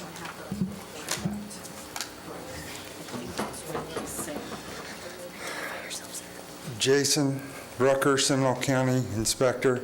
No, those are separate buildings. Okay. And so those are two separate buildings. Which one is he saying is removed? Okay, son dos diferentes. Ese del shell, donde está el tanque del agua y el filtro, ese ya estaba ahí. Okay, pero Y todavía ahí se, existe. había hecho, se le había hecho una poquita de adición, pero la lámina de arriba. Okay, entonces, Y ¿qué? eso se quitó. Okay, so he's saying the top around it is removed. On which picture? La primera. izquierda. La izquierda. Okay, on the left. Okay. So that would be the structure around the water softener. That would be the lean-to structure. Right. Okay. So then the other one is still there with the permit that we're trying to get. La derecha todavía existe. Okay, so yeah, so the right one still exists. And then the retaining wall is a separate permit. Y la pared es otro permiso. So in addition to meeting with staff, En adición, vendo los empleados de condado. I think you need to meet on site as well with the building inspector to make sure that he can verify that that's been removed. Entonces ir con el inspector también a la propiedad para verificar que todo está, que ya sacaste el, retaining wall. the lean-to, right? So Yes. if Okay, if the lean-to and the retaining wall get removed, then we can remove them from the violation. If not, then he'll just have to get the applications for those, Okay, in entonces- addition to the addition. Okay. La de izquierda, si eso ya no existe y si sacas la pared, ellos pueden quitar esas violaciones. Sí, yo puedo quitar la pared porque no está puesta con... Okay, so he's saying he can remove the wall. And if he gets them removed, I can give him my card, and then he can just call me, and I can go out there and I can remove it off Él there. te puede dar su tarjeta para que usted le pueda llamar para decirle que viene a verificar que ya quitas Y todo. yo le puedo enseñar el plano. Cuando se compró la propiedad, esa parte ya estaba. No tenía esas dos láminas porque están puestas nada más ahí, pero eso ya estaba. He's saying that he can show you the plans from when he purchased the home, that it was already existing there. And that doesn't matter. Eso no importa qué. Okay. All of the structures need to be permitted. Okay. Todas las estructuras tienes que sacar permisos. Okay. Ya estaba ahí y se haya comprado la propiedad, tengo que sacar permiso. Pero si yo no lo puse ahí. Yep, so he's just saying that because even though the structures existed while he purchased a house, that he is the one that is responsible for taking out the permits. Yes, sir. So, do you think that the county would need more time than August to get everything, all of the various meetings? I would suggest 90, and I'm taking advantage of the time that you had while you were talking to the respondent and coordinating the meeting with our chief plans examiner to go ahead and get staff so the applicant doesn't have to take the initiative. We're going to reach out to them with the appropriate staff members and try to coordinate that meeting from our perspective so that we can get the appropriate staff together first.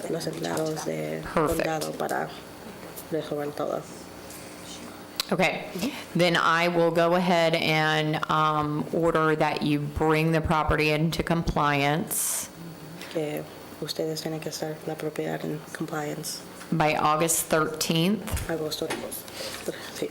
With a compliance hearing date scheduled for August 14th. Y regresar el agosto 14 para otra reunión. Or a penalty in the amount of $100 a day De $100 por día. will be imposed. Okay. Okay? Yep. All right, thank you. Ya, listo. Gracias. Ahora está chido, dice que ya estaba ahí, hay que pagar.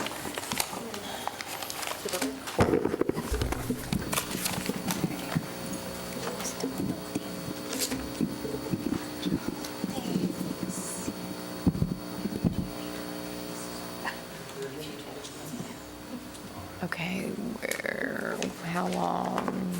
10 minutes? Okay, we're going to come back at 3:30. We're going to take a break till 3:30. Okay, perfect.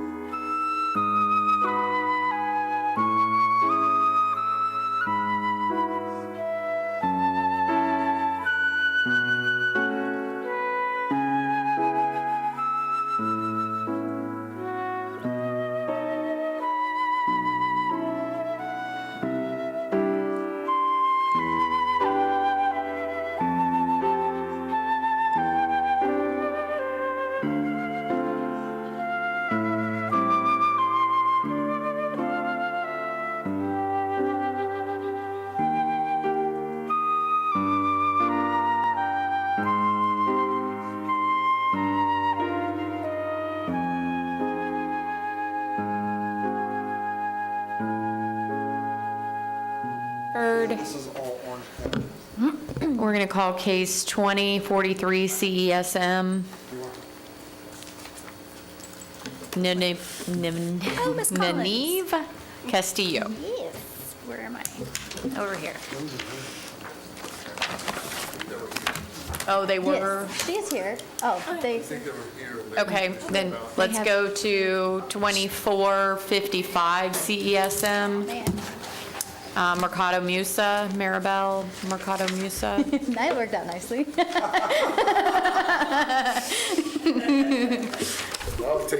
I can I'll take it every time, right?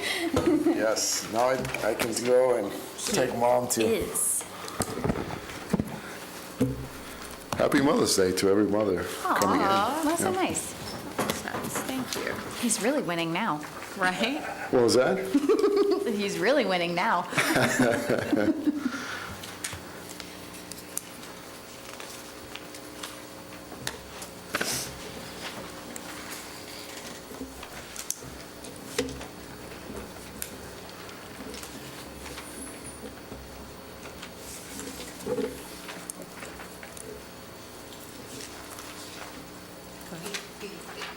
Let me go ahead and swear you in. Do you solemnly swear or affirm testimony you're about to give to be the truth, the whole truth, and nothing but the truth? Yes, I do. Thank you. Ruth Goldstein, Building Division. Case 24-55 CESM with property owners Mary Bell and Elsa Mercado Musso at 1667 Kingston Road in Longwood, Florida. This case was originally heard by the special magistrate on September 12th, 2024, and an order was issued giving the respondent a compliance date of November 13th, 2024, with a meeting scheduled for November 14th, 2024. On April 10th, an order was issued extending the compliance date to May 7th, 2025, with a meeting scheduled for May 8th. An affidavit of compliance was filed by the inspector after reinspection on April 24th, 2025. The administrative cost to process this case for the clerk totals $199.65. The administrative cost to process this case for the inspector totals $577.21. For a total for both the clerk and the inspector of $776.86. The recommendation is the special magistrate issue an order imposing the administrative cost totaling $776.86 and require these costs to be paid within 30 days, or the fine will constitute a lien on the property. The case is in compliance. This concludes my presentation. Okay, so the county has incurred costs in the amount of $776.86 in the prosecution of your case. How long will it take you to pay those costs? If Your Honor can have a consideration with me and waive any type of balances in it, and then I can get that paid 15 days, 30 days, whatever you impose, Your Honor. So then you're fine with 30 days? Yeah, depending on Your Honor's judgment, ma'am. So are you asking for a full waiver of the fees? Whatever you decide, Your Honor, to be honest with you, I'm in your hands. Whatever you decide to think that is reasonable. Remind me about the continuances. You give me, what were the reasons for the continuances? The variances, ma'am? No, we gave some continuances. Do you know why you needed continuances? The last time that I was here in April, Your Honor, was I asked for a continuance because we didn't have some of the instructions within the permit that it was completely processed, Your Honor. Right, but we started back in November. Yes, ma'am. So we had a hearing actually in September, gave you till November.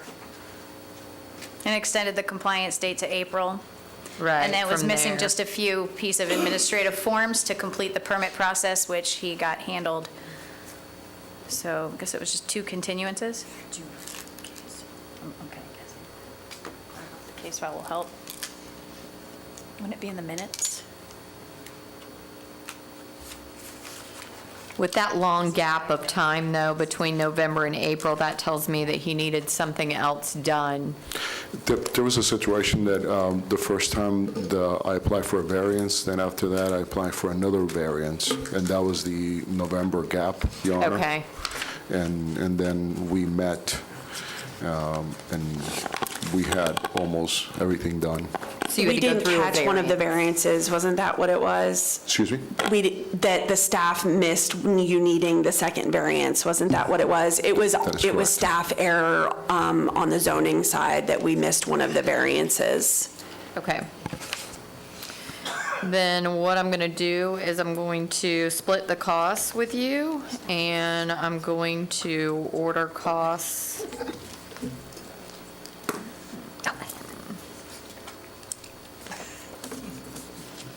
Sorry, math was not my strong suit, so.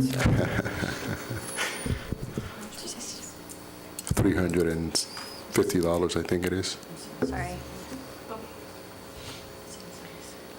Okay, $388.43 to be paid within 30 days. I can do it in 15 if you want, Your Honor. Okay, again. Okay, great. 30 days, I'll be out of the country. Well, as long as it's done within the 30-day period, you're good. Okay, ma'am. Thank you. I appreciate it. So if you don't mind repeating that number for me, 380? $388.43. Okay, perfect.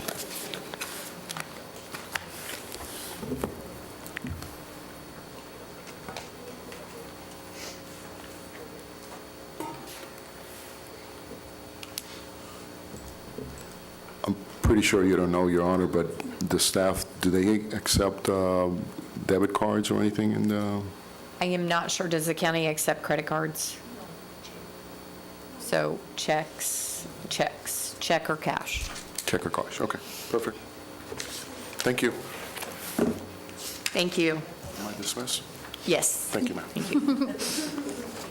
That's the military league. Okay. Yeah, he did, but that's okay. He'll find out. Collins, here we go. Collins, maybe?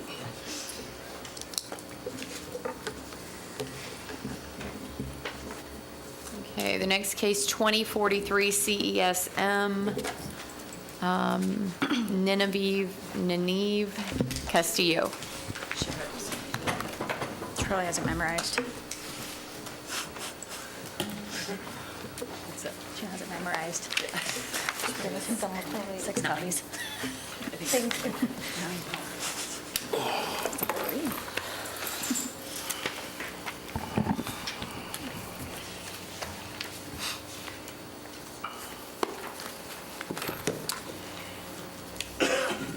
Can I get you to raise your right hand, please? Do you solemnly swear or affirm the testimony you're about to give to be the truth, the whole truth, and nothing but the truth? Yes, I do. You'll state your names for the record, please. Victor Garcia.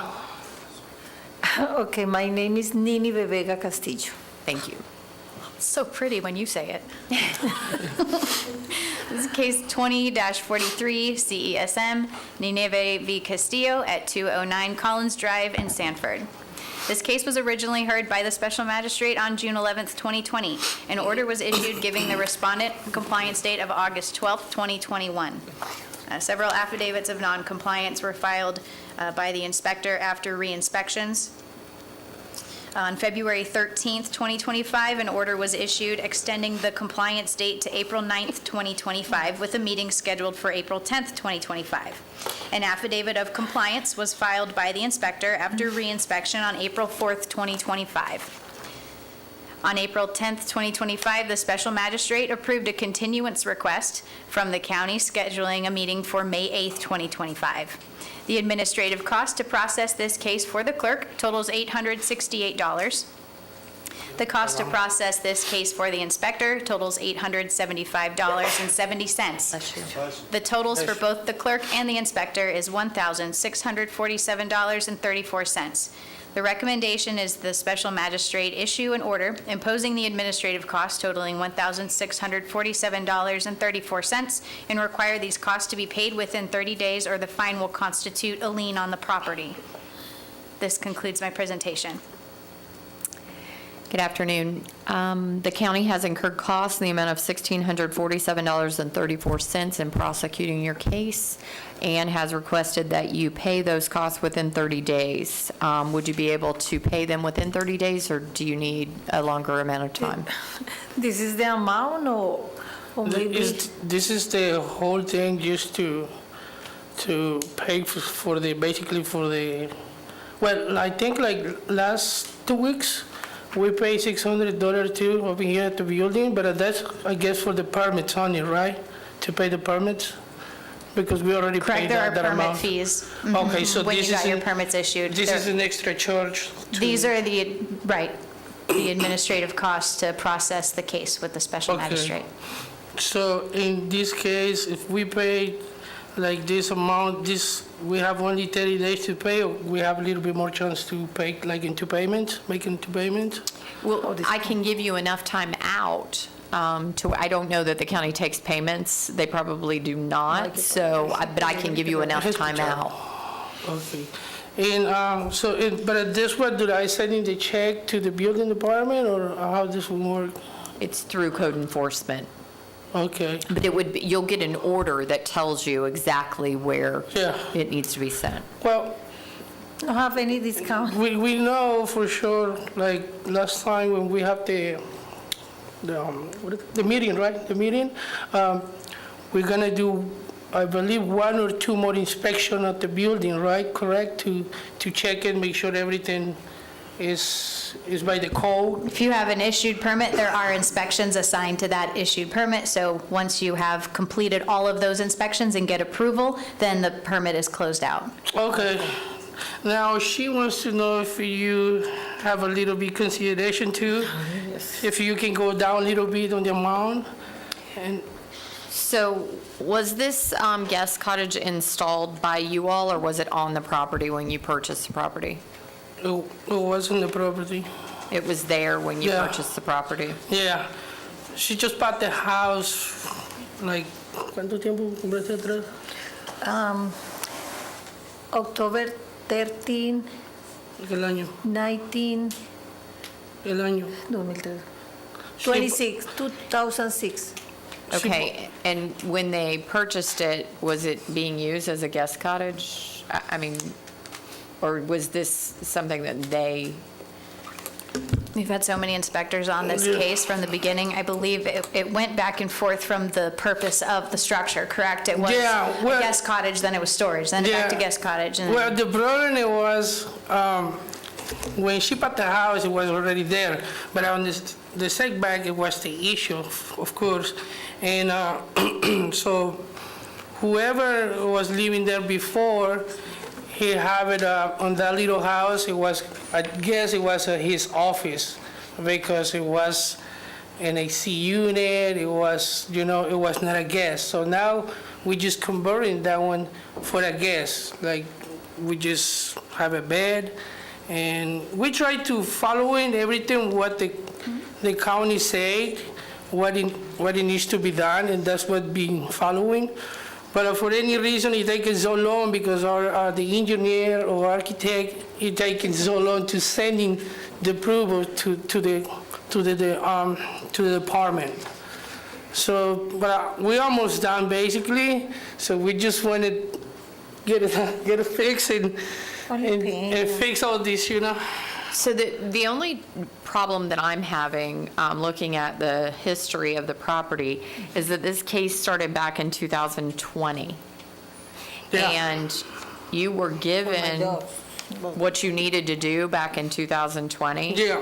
And didn't come there was actually in 2022, you were brought here, and you got an order extending in 2023. So there was a really big gap of time where you Yeah, didn't sure. do The only thing anything. is, like I say, what happened is the engineer every time when we call him, 1 year for answer. he takes so much time to send in everything. And this is the last, like, for example, the last 3 months, we've been calling and calling and calling to him, and we give you the information from the inspection guy, and also he doesn't even call. He was in Puerto Rico, and he coming back. He always say something to not, and he doesn't send in the approvals, to the county. Right, but it Now, seemed- he's just sending, in, but we know it's a long time, but ¿cuánto tiempo le pagamos? 2 months? ¿Dividido?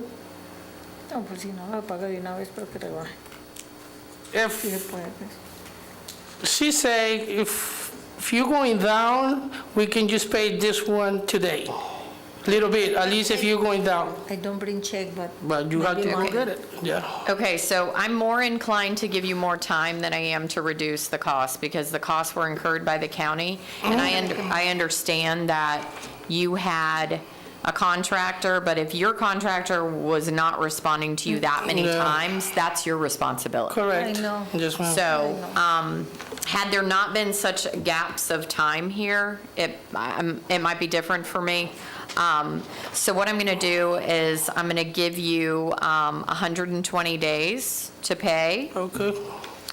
So I'm going to order $1,647.34 to be paid within 120 days, or it will be a lien against the property. No, that's good. We just pay before that. Yeah. Thank you. Thank you so much. Okay, thank you. Thank you.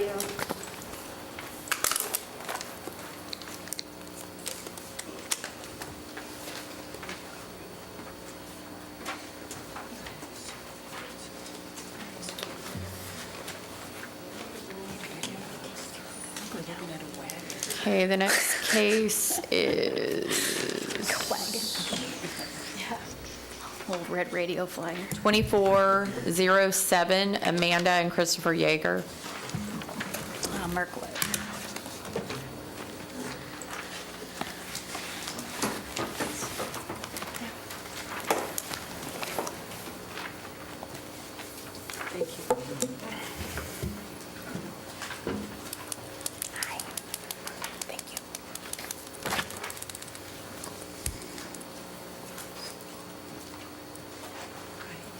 Can I go ahead and swear you in?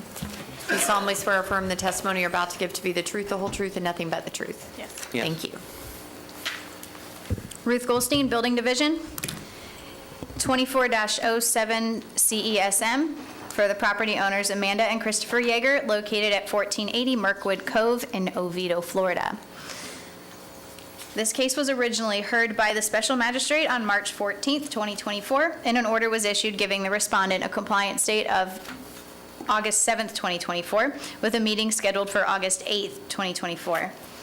On November 14th, 2024, an order was issued giving the respondent a compliance date of May 7th, with a meeting scheduled for May 8th, 2025. The administrative cost to process this case for the clerk totals $212.60. The administrative cost to process this case for the inspector totals $741.80. The administrative cost to process this case to date totals $954.40 for both the inspector and the clerk.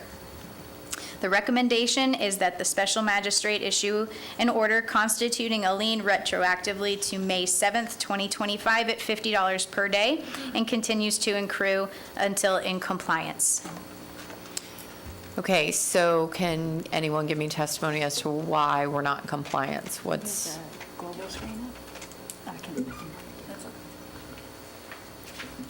There are no permit applications issued or applied for even for the violations. okay, have we had any contact with the property owners at all? I have not. Brent Griffin is the inspector assigned to the case. He can come down and testify if he has received any correspondence.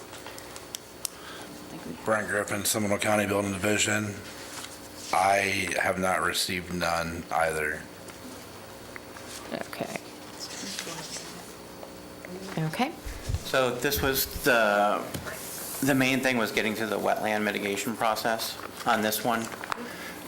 We had done the study and gotten the updated survey, and at the beginning of this year, we kind of bounced between two contractors. I tried to attack this kind of two different directions, see if we could get a contractor to get an application started, and then also what the next steps were for the mitigation process.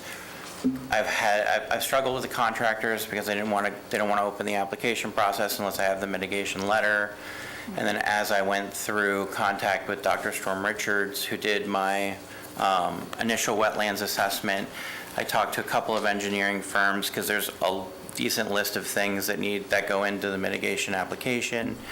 And as of last month, I finally got under contract with an engineering company that will take me the rest of the way through the mitigation process. They need to do a site plan and a couple more things to go along with the stuff that I have. And then, from what I understand, then they get back how many mitigation credits I need to purchase, and then they're going to help me talk to banks that hold those mitigation credits so that I can purchase those, and then finally get that letter. And then once I have the letter, the same company that's doing this says that they can open a project for me to get the engineering plans for the structure itself too. So hopefully that with the letter, I can get the permit application open and we can kind of go through that process. I can give you the contract that I opened up with them if you want to see that. Okay, I do not, but does the county have, is what Mr. Yeager is saying, is that in line with what is necessary for him to get permits for this structure? This property is located in Black Hammock, which is notorious for wetland areas, so mitigation credits would be appropriate. However, without seeing a survey, I don't know if there's any easements or conservation area indicated.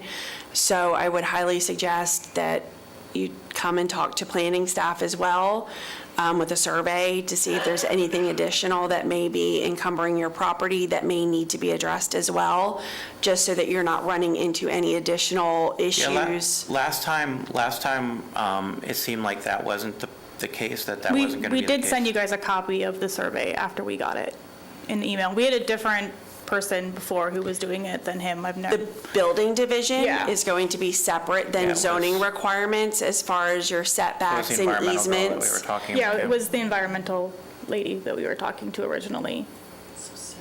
Sarah Hartung? Yeah. Okay, so if she reviewed it, then you're good to go. I just wanted to make sure that you didn't have anything showing on your survey No, that would it's encumber your just property. it's just the wetland that we've got to take care of through the mitigation. Perfect, so then that should be, as long as you're doing that and you're dealing with Jim Potter as far as your mitigation credits and your drainage, then you should be good to go. So that is going to take them a significant amount of time. The engineering firm is telling me 90 days to have the application in place, to know what the credits are.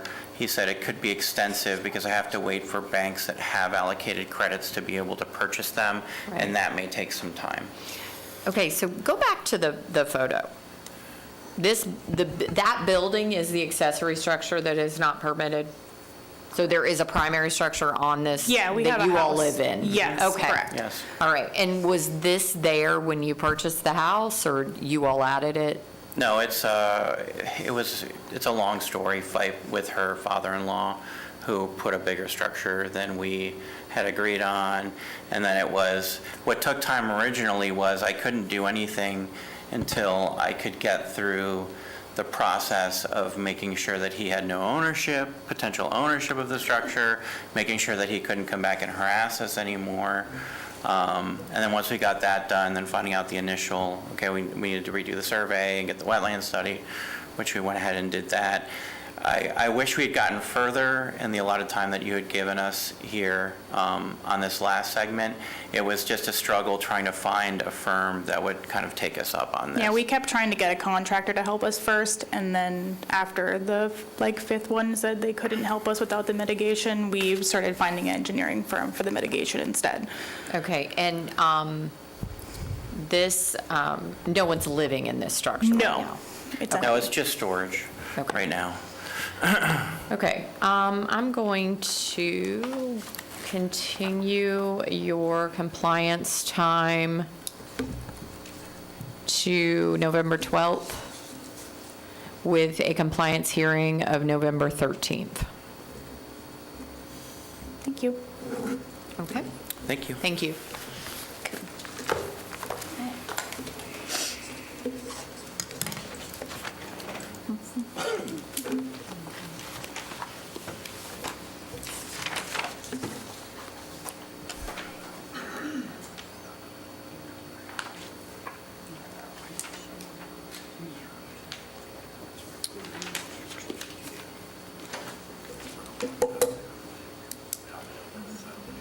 2474 CESM, Jean-Pierre.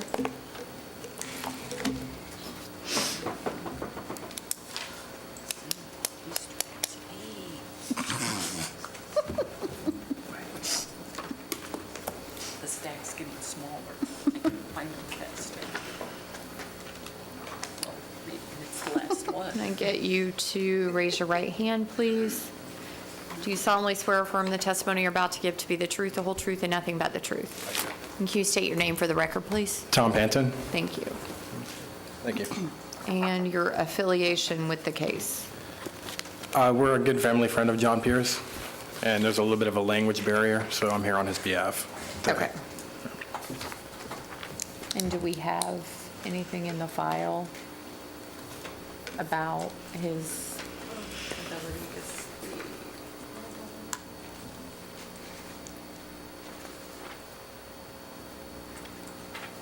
Not what I have from last time. What's the, or a different representative than the last time? Yeah, last time it was my father-in-law. Okay, thank you. Ruth Goldstein, Building Division. Case 24-74 CESM, property owner Jean E. Pierre at 666 Encino Way in Altamont Springs, Florida. Violations for installation of black wrought iron fence with 2 gates and slab with electric and plumbing installed without the required permits.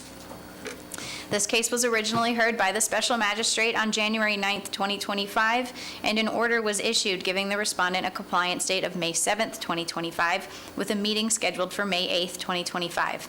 The administrative cost to process this case for the clerk totals $108.41. The cost to process the case for the inspector totals $502.70. The administrative cost to process this case for both the clerk and the inspector totals $611.11. The recommendation is that the special magistrate issue an order constituting a lien retroactively back to May 7th, 2025 at $50 per day and continues to accrue until in compliance. This concludes my presentation. Okay, and can I get some testimony regarding the compliance? Global screen, please. Thank you.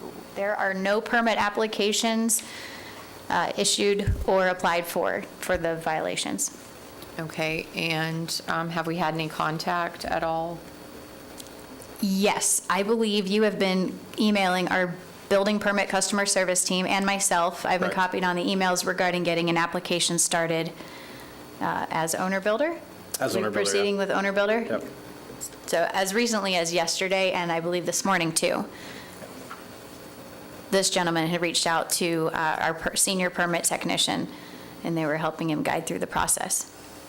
Okay, and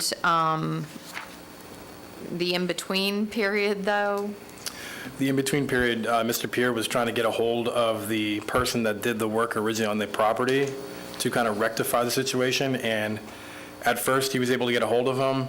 He was saying he would do it, put in the application, the appropriate applications. I'm so sorry. And that person has now disappeared. Why is Mr. Pierre not here? There's a couple reasons. There's a little bit of a language barrier, and also he's had some things in his life, and he's got some PTSD as far as dealing with government stuff, so, yeah. Okay, so the concern I'm having, and I understand that, and I'm sympathetic to that, but I'm having a hard time with you giving me testimony about how he feels. Okay. And if he were here, then it would at least let me know that he knew the importance of this as well. So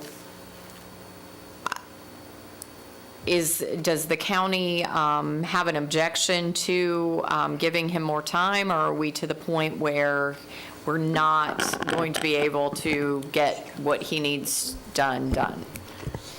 Part of the issue for me is we gave them a significant extension of time the first time they came in. Not that I'm opposed to giving them another extension, but they're going to need a variance for the fence. It does not meet, I believe, front and side street setbacks because of the height of the fence. So if we give another extension, it's going to be at least for 90 days for them to be able to obtain the variance and then apply for the permit to come into compliance. I've been told that the gate is manual and that it is not locked. So if that's the case, that's one less hurdle to go through. So, but that is the obstacle that we currently face, is that a variance is needed to bring this fence into compliance. And it seems to me like that was the original discussion, which is why in January, when he was here, we gave him until May. And I have spoken to several different people along the way that have promised that there was going to be a variance application. I provided variance applications several times over, and we have yet to have a variance submittal. I have it right here. I have all the paperwork ready to go right here. So I am not opposed. If you would like to, bring it back to ensure that we have the submittal and it's set for compliance, so that it's on our consent agenda, and that way we don't bring it before you unless it's actually moving forward. But Okay, so, but our cutoff date is tomorrow. So if he's for June. So if he's going upstairs after this, there's your answer. okay. So then you've heard everything that they've said. So Yes. if you have a completed application, I think that's going to help. What I'm going to do is I'm going to continue your compliance date till June 11th. And I know that you're not going to be in compliance on June 11th. But if you haven't gone through the variance process to submit the variance, then I'll know that the intention is not to come into Yeah. compliance No, it's all right ultimately. here. I have everything ready to go. Okay, Yep. and I appreciate that, but there could be some things that you're still lacking that you need, and you need to follow through and get those things to them, because there will be a compliance hearing on June 12th. Okay. And if there is no moving toward getting the variance to make sure that we can get the building permits ultimately, then at that June 11th hearing, I'm probably not going to be as sympathetic to the situation. Could we possibly get 60 days? Just because I'm not going to be here in the country on June 12th. Well, someone does need to be here, Okay. okay? Okay. And I recommend that Mr. Jean-Pierre be here as well. Okay. Even if it's to just fill the seat and nod his head. Okay. Being understanding of it. But I will continue to June 11th, and hopefully everything will have been submitted by that time, because that will help me know that you intend to go through the process to get your permit. Okay. Okay? Thank you. That's the fence portion of it. There was an electrical and plumbing as well.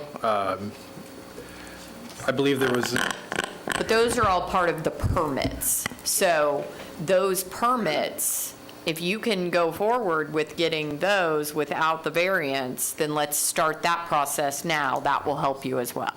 okay. Because whatever was done, he just wants to eliminate. He doesn't want to move forward with, it was an outdoor kitchen or something. I don't know what they were doing, but they want to just eliminate it and just, yeah. Okay, there was a slab with electrical and plumbing. You would still have to get a demo permit, I'm sorry. Right, no. To make sure everything's capped off and taken care of properly. Okay. And then the slab portion of it? Are you going to demo the slab too, or are you going to leave the slab? We would like to leave the slab if possible. Was there a permit pull for the slab? No, but if nothing structural is going on, it doesn't need a permit. Maybe for the concrete. Did you guys put any structural steel or anything in there? Do you know if they put? I don't know. I didn't do the work. I'm not sure. Can we get the concrete tested, or is there another way around that? I mean, the only other thing that could be an issue is a termite treatment for the slab, with it being against the existing structure. Getting a termite certification, and then if there's any structural steel that was involved with like a footing or anything like that, you would have to get an as-built permit for the slab as well. Okay. If you were to demo it, then it would fall under the demo permit. Because the demo permit, if he decides he wants to demo everything, the demo permit would fall under the electrical, plumbing, and the slab all in one? He should be able to pull a demo permit for everything, Okay. for the concrete, and then whatever plumbing and electrical you have. But if you'd like to keep the concrete, we can do it as-built then? Yeah, is there an as-built permit that he can pull for the concrete? He just needs to show it where it is. Okay, yeah, so you just have to show it on the survey, where it would be at, Okay. and then submit for a slab permit. Okay. But they can walk you through all of those Oh, things. perfect, okay. And as long as I see progress at that June 11th, or June 12th hearing for the June 11th compliance, then, I'll be understanding, but I need to see that. I'll make sure it's done, Your Honor. Okay, good deal. Thank you. Thank you. Cool.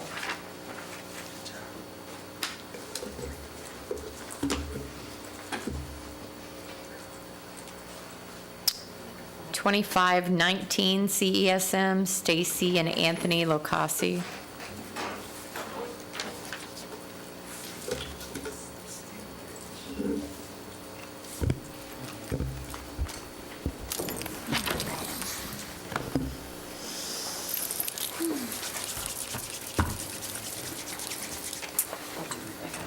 And please have you raise your right hand. Do you solemnly swear or affirm the testimony you're about to give to be the truth, the whole truth, and nothing but the truth? Yes. Thank you. Ruth Goldstein, Building Division.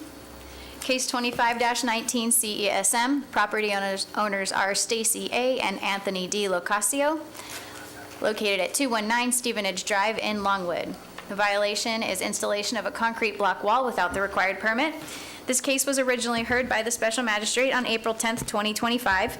An order was issued giving the respondent a compliance date of May 7th, 2025, with a meeting scheduled for May 8th, 2025.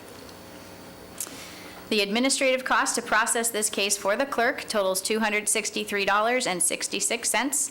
The cost to process the case for the inspector totals $649.99. The administrative cost to process this case for both the clerk and the inspector totals $913.65.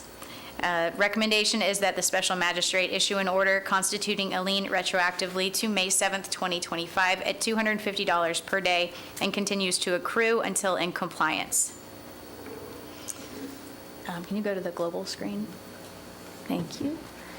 This shows a permit application has been received for a wall on April 10th, 2025. Do we have in the current plan review workflow routing slip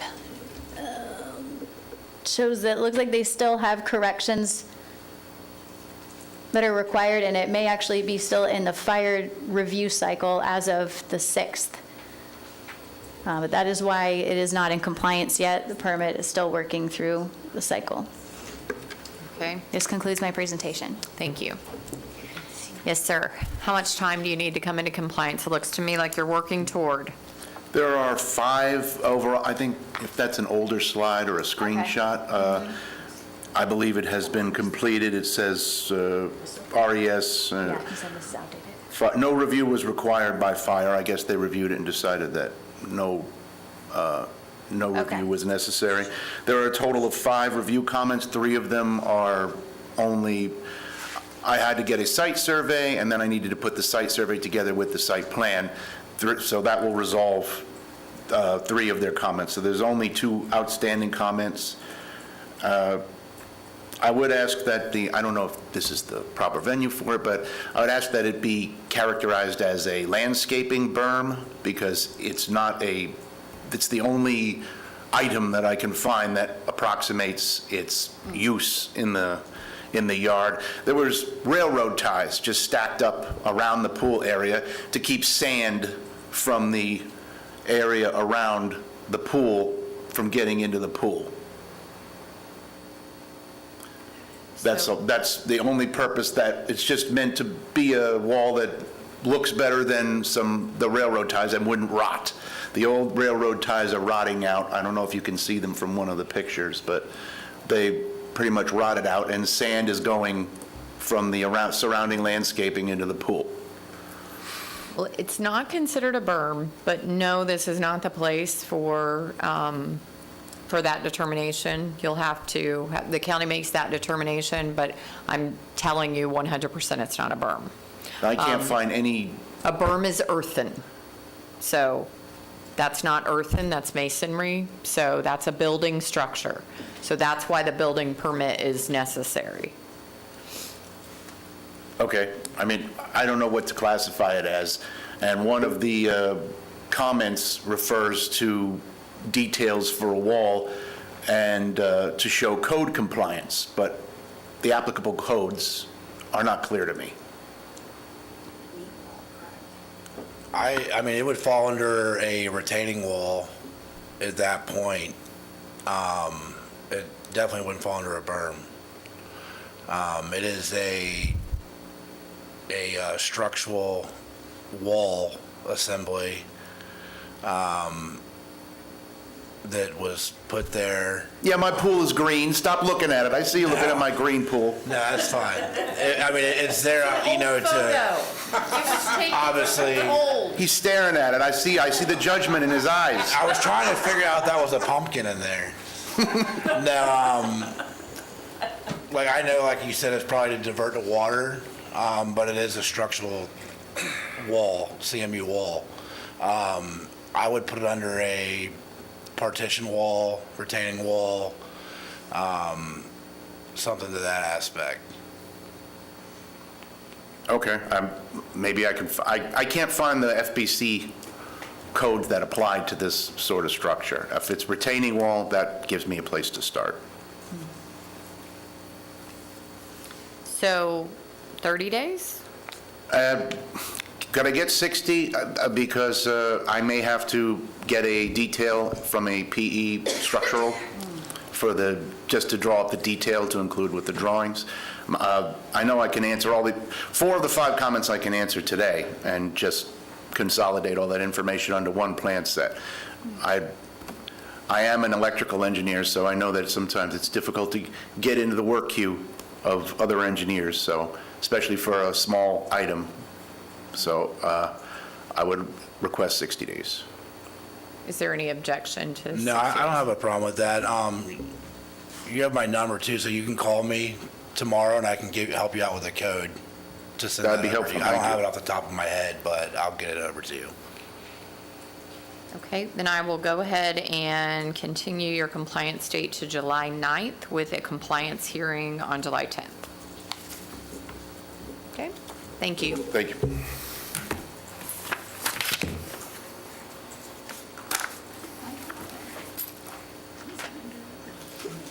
Can you delete that picture, please, with the pool? Crop that out or something? Aren't you the sovereign citizen? If we come back to re-inspect for the next hearing, maybe you can have it cleaned up and we'll enter that into evidence. Yes. There's so many codes, I can't remember off the top of my head. Okay, let's go back to new cases 2531 CESM Yahoo Properties LLC. That I can say.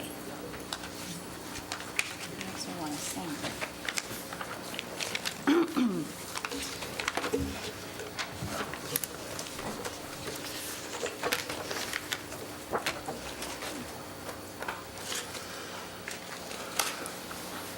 Thank you.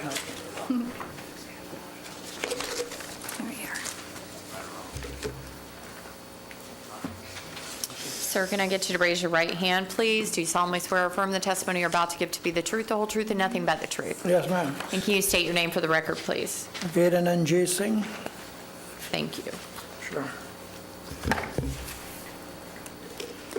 Ruth Goldstein, Building Division.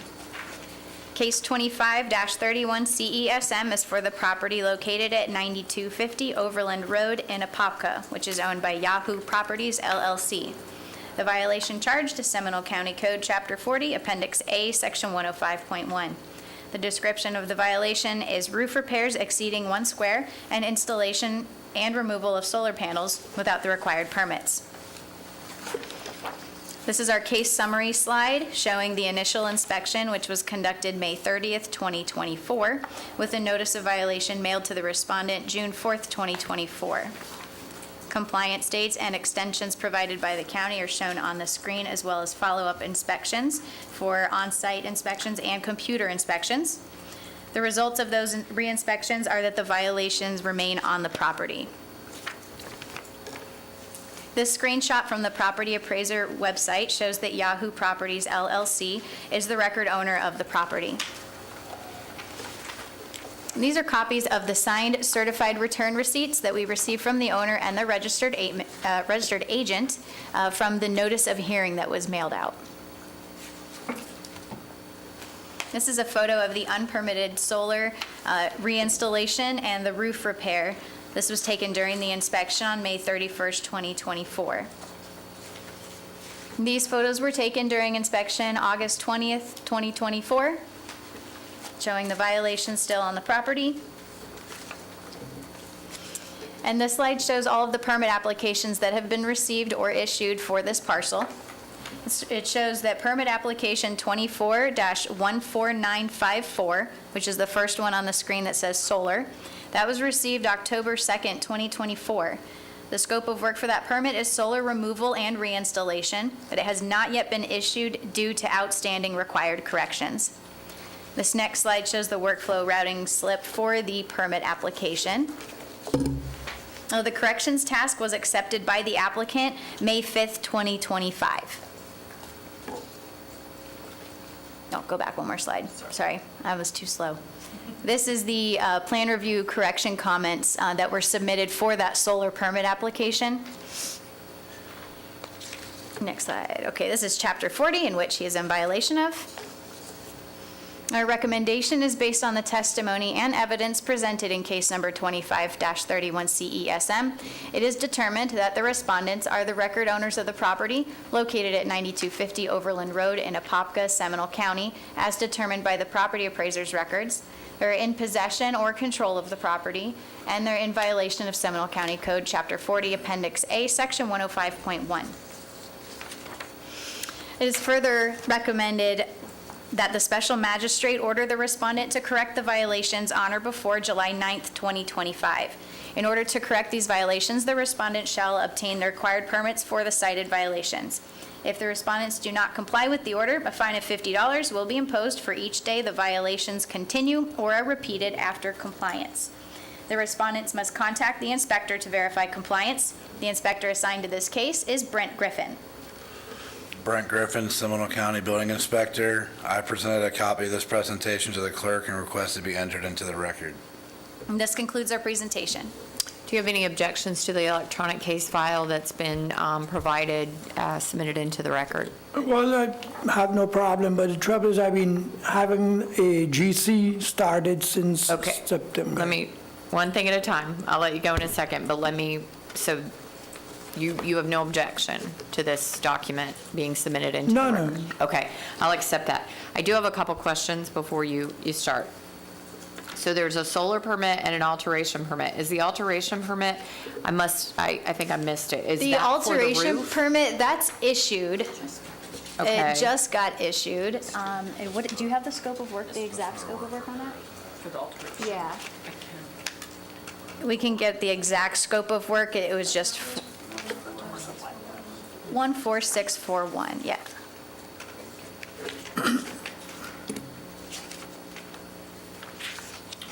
There were additional violations in this case. Those were removed when this alteration permit was issued. So right now, the violations are just the roof repair and for the solar panels, which were removed and reinstalled following the roof repair. Okay, so no roof permit at all.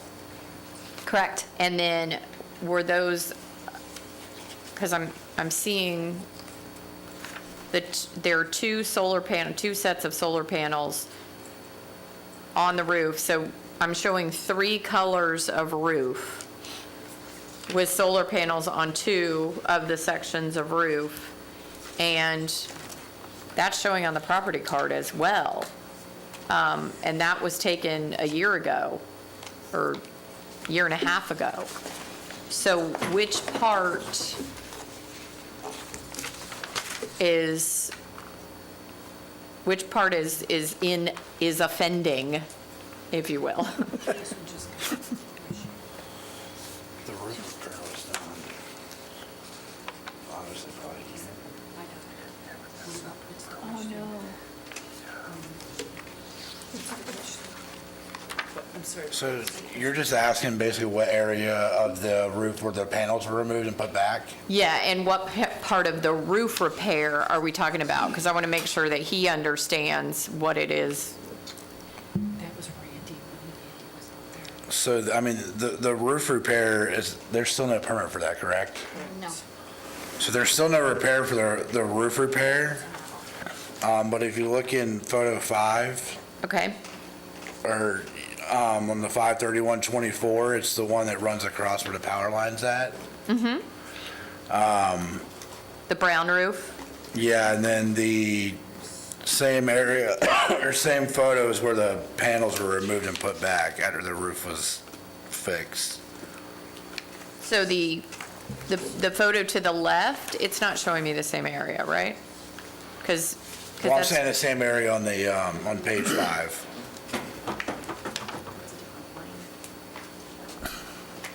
so page 5, picture on the left. The same building.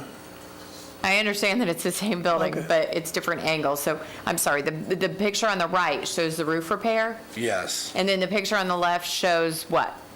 Where the solar panels were taken off and put back. So there was no roof repair done there. It was just solar panels were taken off and put back? We have roof repairs exceeding 1 square from Randy. But the issue is the roof repairs are exceeding 1 square, so when they didn't pull a permit, didn't get approved for the 1 square, they exceeded the scope of work. You mean 1 square foot? Yeah. 10 by 10. It'd be a 10 by 10, Okay. so 100, right? Inches, well, Yeah, 100 square. square foot, yeah, okay. So, and with that being said, that's where the panels were removed because they exceeded the scope of work. But do you see what I'm saying? If you show the property card, the front property card, see where the left-hand side is a brown roof you were showing me. Yes. Then the middle, it's lighter gray. Then on the end, it's darker gray. No, the building have a separation. The building have what do you call it? Step down. Okay, so the grays are the same color roof, that it's just a step down so it looks darker? Right. Okay, but there doesn't look to me on the brown side No, the brown is different color. like there were solar panels put on there. So were solar panels removed? No, never did. Does he have a permit for the installation of the solar panels to begin with? No. Does he have to? Yes. If you do a roof repair, if you do a roof. The solar itself will need a permit just for the solar installation. So we can go out and inspect how it was installed and that it meets the fire setbacks for the roof itself. So really, it's There's a- installation of solar panels, not removal of solar panels. Jason, Seminole County Inspector. Typically, when they re-roof, they have to remove the solar panels, re-roof, put the solar panels back on, so it would be for both. But he So didn't they would have to- re-roof, he didn't re-roof where the solar panels are. He only re-roofed in the brown part. And the brown part doesn't have solar panels on it. Well, that's No. not what my understanding was. I thought that's where they did the new roof, See the, where the solar panels were at. so is the new part the brown part or the black part? Okay, so the roof was repaired, let me ask a question. Isn't repairs at least 25% of the roof? No, they said 100 square feet. No, let me ask a question. In general cases, is 25% allowed for repair? That's always, 10 by 10. 10 foot by Yeah. 10 foot, that's it. that's all repair That's recommended? I thought based on the county record was 25%. No, sir. Okay, so yeah, so that was repaired, and like I said, I was repaired by people who does that work. Which Which I side found- was repaired, sir? The brown. The brown side. The solar panel was never, whatever it was on, came on from there on, never removed. Did you repair any other roof other than the brown area? No. But there was never a solar permit pulled ever, right? To even install them in the first place. No, that's what that's. So, I mean, he would basically need to get a permit for, like you said, the installation of the solar panels. So we would have to fix that for the installation. And then he would have to have the product approvals and the details for the attachments for how it would be attached to the roof and where they're attached at to meet the fire setbacks and all that. Okay, so your notice of violation, does it talk about, let me see the notice of violation. So if I When we remove, were talking earlier, are the solar panels removed? it never did. It was You always never on. put them on there? Yeah, I did put it on. Okay, so are they removed? Are they still on the Oh, roof? they're still in the roof right now. Okay. But I can take them out, I mean, tomorrow if you want, or as soon as possible. So even if you take them out, you're still gonna have to get a permit. Still have to have a permit for that. So you would have to have a permit to remove them as well as the installation? Well, I have the GC who finally, after many, many months, finally get the approval for the demolition. Okay, So yeah, can so, he use the same demolition permit for removal of the solar yeah, panel you too? can, you just have to get electrical added to it and whatever MEPs are in there as well, The and have electrical- it removed. The electrical is in there already from electrician. Okay, yeah, so you just need to get a demo permit to have them taken off the roof. For additional permit you want? You, Than the current I would demo. even, you don't, just get a demo permit, remove them. Would And that- then, I mean, because the installation at that point is not going to matter because you're taking them off anyways. Okay, so Bill, this one, my question, the permit what I have right now is, right now for demolition for interior and for electrical and everything that's included. Would that permit work? The permit is 14,641. You would have to change the scope of work for the solar panels to be removed. So I just let him add it on to that? Yes. Okay, I'll let him do that. Appreciate it. Okay, but what you're in violation of here is not having a roof permit for the construction that you did on the roof, separate and apart from the removal of the solar panels. So if you intend to remove the solar panels and you follow through and get your permit amended to do that, Okay, you won't be back here for that reason. But if you Okay. don't do that, you will be back here for not having a permit for those solar panels. okay, Then the other part is the roof repair that was done without a permit. You need a permit for the roof repair that was done as well. Okay. So that's what we're here for today. So, the county has suggested that you could have till July 9th, okay, okay, to get that permit, okay. okay? Appreciate that. Okay. Then I'm going to go ahead and order that you bring the property into compliance by obtaining a permit related to the roof repair by July 9th, or you will have a fine in the amount of $250 a day imposed. Okay. Okay? All good? Okay, thank you. So much, have a good day. You too.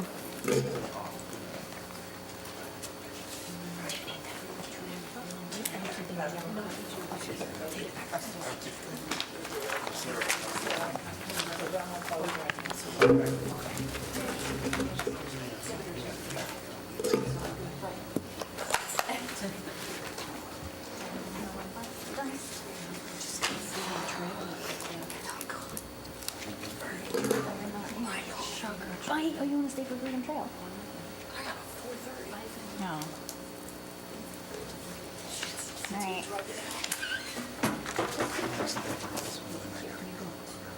Okay, this is Freedom Trail.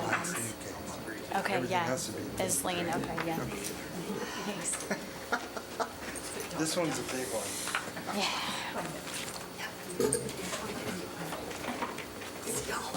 Bye, have fun. It's freezing.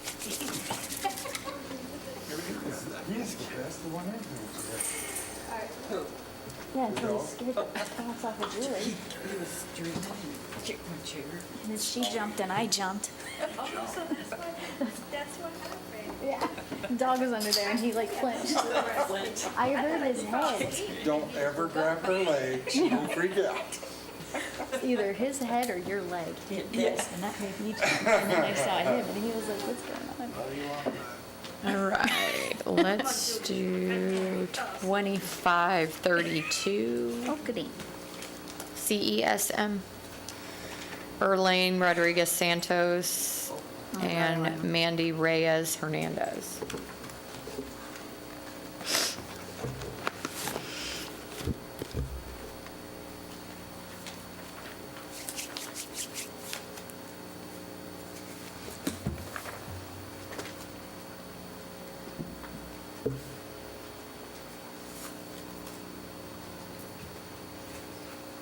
Ruth Goldstein, Building Division.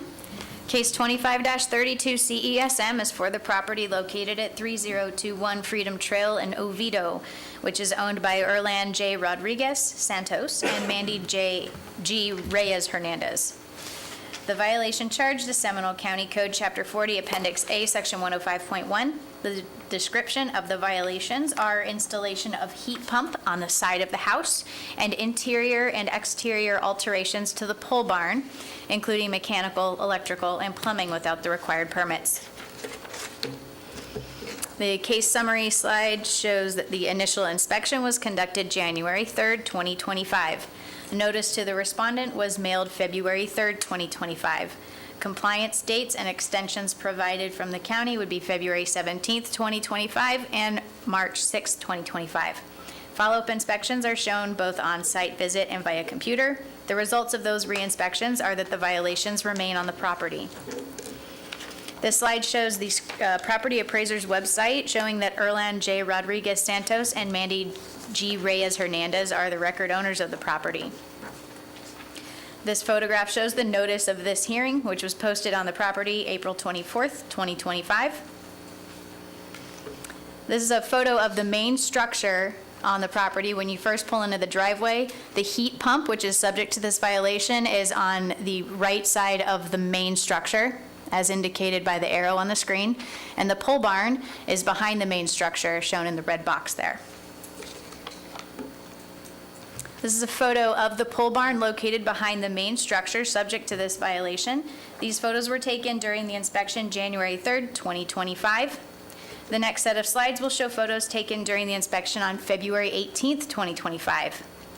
These are the photos of the staircase to the pole barn, as well as the deck leading up to the pole barn. These photos were taken January 3rd, 2025 to show the electrical and plumbing alterations made to the pole barn. These photos show the mechanical alterations made to the pole barn, taken February 18th, 2025. And more photos from February 18th showing the electrical alterations in the pole barn. These are additional photos that were taken the same day to demonstrate the electrical alterations.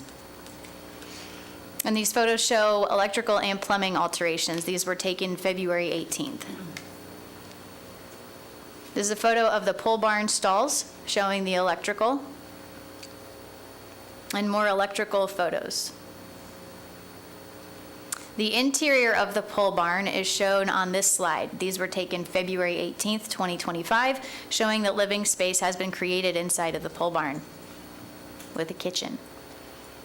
These photos show electrical and plumbing alterations that were performed. This is a photo of the bathroom that's inside the pole barn and a bedroom.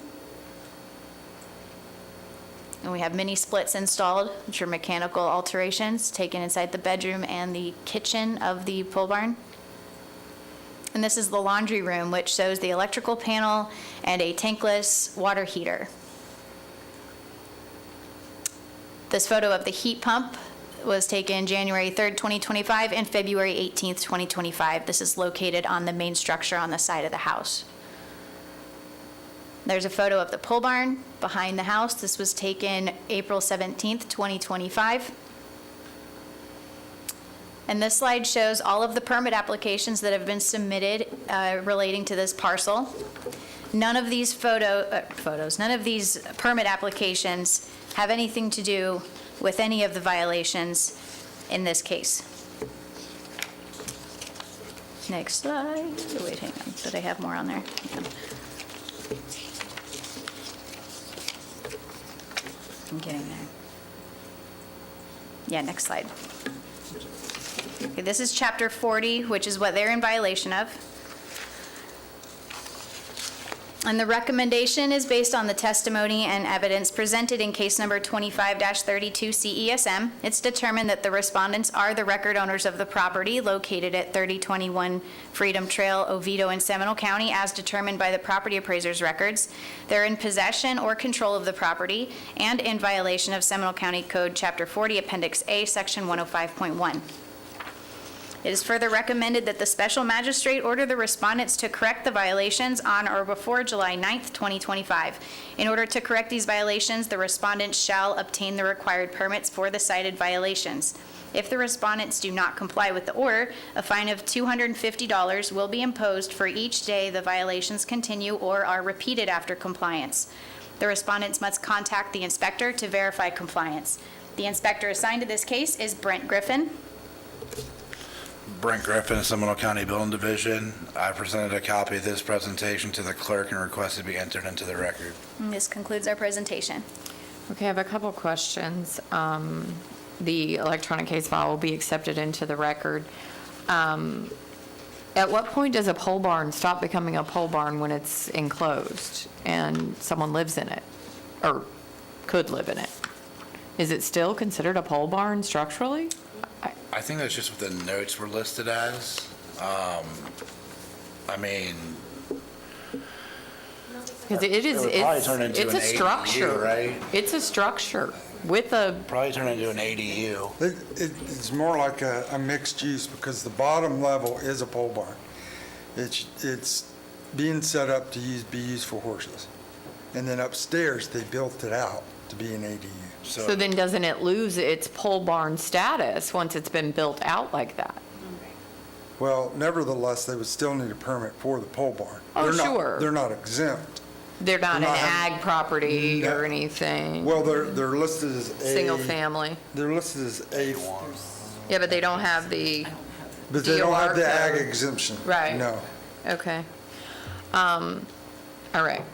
Well, I that's think just it an would probably interesting. fall under an ADU structure for the second floor and then some kind of storage underneath. Dagmar Segura, Deputy Director, Development Services. Based on the zoning... Did I swear you in? I'm Oh, sorry. No, You solemnly swear or affirm the testimony you're about to give to be the truth, the whole truth, and nothing but the truth. I do. Good deal. All right. So based on the definitions of in the Land Development Code, when it's a structure that is a livable structure, it's no longer a barn. It becomes an accessory structure. Okay. And we have regulations on size for accessory structure, and we have regulations for accessory dwelling units as well. I'm not aware of how big this property is in regards to acreage, but I know that we have a percentage that it cannot exceed, and it seems to me that there's a possibility that it is already exceeding that. So in regards to the Land Development Code, this is no longer a barn. This is So an it'll- accessory structure Okay. or an accessory dwelling unit. Okay, so that would be a separate, That would be a separate. In regards Deal. to the building But yes. situation. They have their own codes of occupancy and all of that I'll let the experts speak on. Okay, so I'm going to call it a structure. I'm just clarifying for the record, but I'm going to call it a structure, so it's alterations to a structure, because the structure did exist. Was there a permit for the pole barn at one time? That's it on my notes. I don't know if it's on there. We don't have the full thing. I can't remember. It's not on, it only shows 2023 because there's like 4 pages of permits. I don't know if I have those records available. That's okay. Okay, so let's go back a little bit and talk about notice. I see the property was posted. Did we attempt mail certified and regular? And what was the outcome of the mail attempt? I think I almost found it. Uh-oh. You don't? It's 32? Yep. That's perfect. So we don't have green cards, but we don't have return mail either. It was sent certified, but do you have something returned? We do. We have a lot. I know the clerk, I'm not sure. Okay. Oh, wait, what's that a copy of, though, Alexis? Because that might be the returned card. Yep, that's it. It was, the whole thing was returned? Yes, yeah, I mean, at least for ours, our final letter was returned. I don't think we've ever received a signed green card ever in the history of any of our cases for this particular property. Okay, so that's going to be my next question. What gives rise to this being a repeat offender? I stand corrected, we did. Someone signed for the NOV. The repeat offender, this particular property has multiple building code violations. I don't think they have any more land development code violations. I think they got that all buttoned up. But we have several cases for this property, one of which is a lien case, which is also on the schedule for today.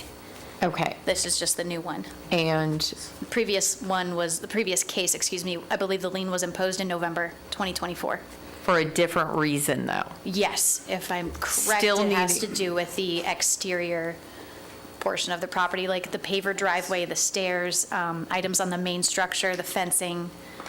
So still a violation of Chapter 40, Section 105.1, needing a building permit, but just for a different reason? Yes. Okay. Okay, then I'm going to find that the property owner is properly noticed to be here today through mail that was sent, that was returned, and posting on the property thereafter. I'm going to find that the property owner had notice to be here today and failed to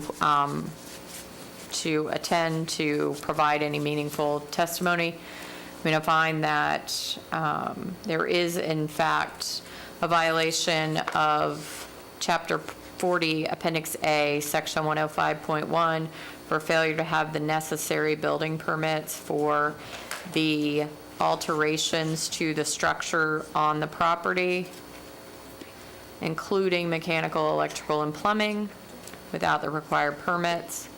I'm going to find that the property owner needs to bring the violations into compliance by June 11th, 2025, with a compliance hearing date of June 12th, or have a fine of $500 a day imposed.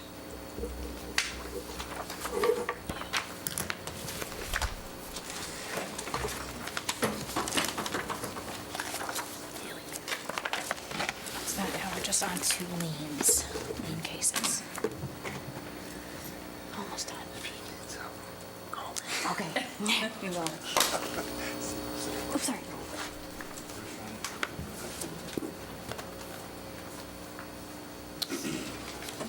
Okay, next case, 2472 CESM, Arlene Rodriguez Santos and Mandy Reyes Hernandez.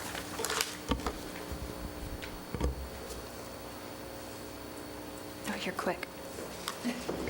Case Ruth Goldstein Building Division, case 24-72 CESM. Property owners Erlan J. Rodriguez Santos and Mandy G. Reyes Hernandez, located at 3021 Freedom Trail in Oviedo. The description of the violation is interior alterations of the main structure to include mechanical, electrical, plumbing, and building without the required permits. This case was originally heard by the special magistrate January 9th, 2025, and an order was issued giving the respondent a compliance date of March 12th, 2025, with a meeting scheduled for March 13th, 2025. The case was continued per the county from March 13th to the upcoming meeting of May 8th, 2025. An affidavit of noncompliance was filed by the inspector after reinspection on April 16th, 2025. The administrative cost to process this case for the clerk totals $188.15. The cost to process the case for the inspector totals $636.60. And the administrative cost in total for both the clerk and the inspector is $824.75. The recommendation is for the special magistrate to issue an order imposing a lien retroactively back to March 12th, 2025 at $500 per day and continuing to accrue until in compliance. This concludes my presentation. Okay, so at the time that this matter was originally imposed, it was a repeat violation too because of prior cases, which is why they have the penalty of $500 a day. Okay.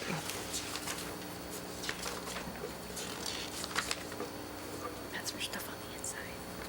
This case, for all this stuff. And then can you tell me, was the order, how we sent the order to them?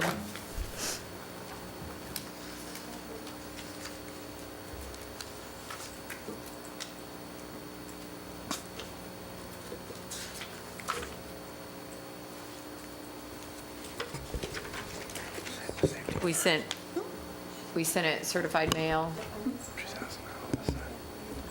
So they signed the green card for the March 13th. What about the continuance of May 8th? Did we send a notice of hearing to them by certified mail? Okay, so, and you received nothing in return, no green cards or anything? Just, okay, you got returned mail from the notice of hearing for today's hearing?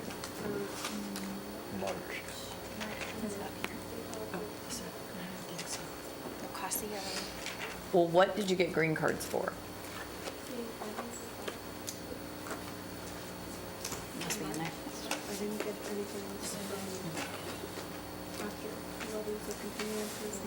But if you got the green cards from the original order, the finding of fact, that would have had the compliance date on it. So in March, in the original order, the January order that they signed for, they knew to be here for March 13th. However, you all continued the case to May 8th. You sent a new notice of hearing that they did not return green cards on, and were those returned to you? What are those envelopes over there? From March. But I thought you said they signed for March. They had signed the one. Those are for our letters. Okay, so we had sent it to multiple addresses, and they did not sign. Was the new updated order for today's hearing, was it sent to both addresses?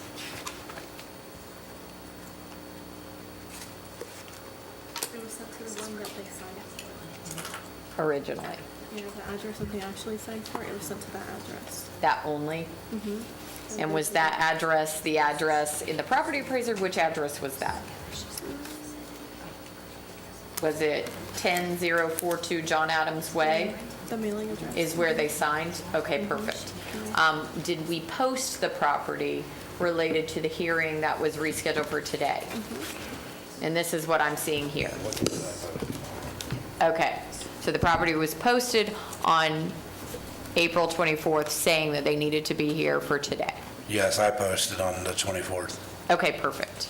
I'm going to find that they had adequate notice to be here today for this compliance hearing, and they have failed to show for the hearing, to present any evidence to the contrary, I'm going to find that they are still in violation of the order dated January 9th, 2025, and that they did not come into compliance. I'm going to ratify my prior order dated January 9th, 2025, which imposed a lien of $500 a day, or imposed a fine of $500 a day starting back on March 12th, 2025. And I am going to find that there were costs of the clerk of $188.15 and costs of the inspector of $636.60 for a total of $824.75 that will be imposed against the property and must be paid within 30 days, or a lien can be filed against the property. Thank you.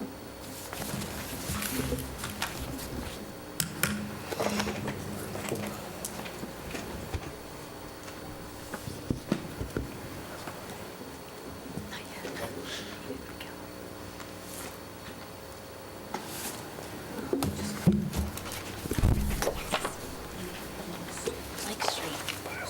Last one. You're on it, Julie. Which one back? Should be by. Oh, it's by Bywood. Right. Larkin. Lake Street. Where the hell is it? Mayor Toddy? To the front. Oh, we haven't done Bywood yet. Oh, still haven't done Bywood. Yeah. We don't know, maybe it's not this one.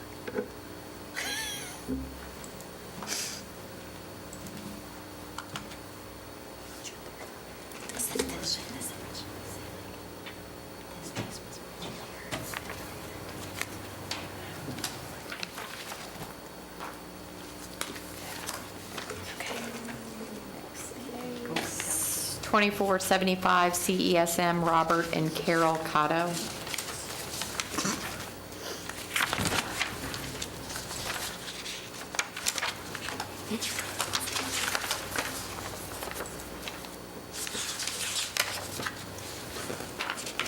What page? Oh my gosh.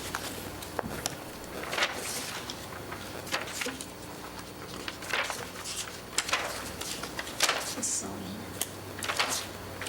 You gotta hurry up. I got I'm 10 sorry, which minutes. one's okay, No, sorry. I was told, I gotta get you out of here by 5. Oh, for real? No, I'm Sorry. teasing you.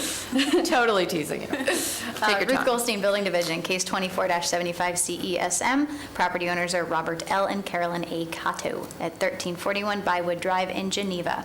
Description of the violation is installation of new mobile home without the required permit. This case was originally heard by the special magistrate January 9th, 2025, and an order was issued giving the respondents a compliance date of May 7th, 2025, with a hearing scheduled for May 8th, 2025. The administrative cost to process this case for the clerk totals $263.66. The total to process the case for the inspector is $556.26. The administrative cost to process the case for both the clerk and the inspector totals $819.92. The recommendation is for the special magistrate to issue an order constituting a lien retroactively to May 7th, 2025 at $100 per day and continues to accrue until in compliance. This concludes my presentation.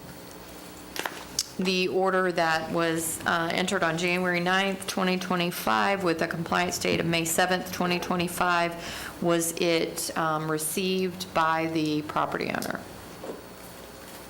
Okay, it was received through certified mail? Yes. And the green cards were returned? Yes. Signed? Okay. I'm going to find that the property owners had adequate notice to be present today, and they have failed to be present to provide any testimony to the contrary. I'm going to find that the property is in violation of this magistrate's order requiring building permits before May 7th, 2025. I'm going to ratify my prior order dated January 9th, 2025, and impose a lien or fines recordable as a lien back to May 7th, 2025, with the fine of $100 a day to continue to accrue until such time as the property is brought into compliance. I'm going to find costs of the clerk in the amount of $263.66 and costs of the inspector in the amount of $556.26 for a total administrative cost in the amount of $819.92 to be paid within 30 days, or they will be can be recorded as a lien against the property. Thank you. And the final case, 2508 CESM, 1815 Larking Avenue, 12 LLC. Ruth Goldstein, Building Division. Case 25-08 CESM at 1824 Lake Street in Oviedo. The description of the violation was installation of a well canopy, multiple mini split units, AC units, multiple doors, and construction of the rear deck without the required permits. On February 13th, 2025, the special magistrate issued an order giving the respondents a compliance date of May 7th, 2025, with a meeting scheduled for May 8th, 2025. An affidavit of noncompliance was filed by the inspector after reinspection on April 10th, 2025. On April 10th, 2025, the special magistrate, that is a repeat, I'm so sorry, I'm reading that twice. The administrative costs to process this case for the clerk totals $265.08.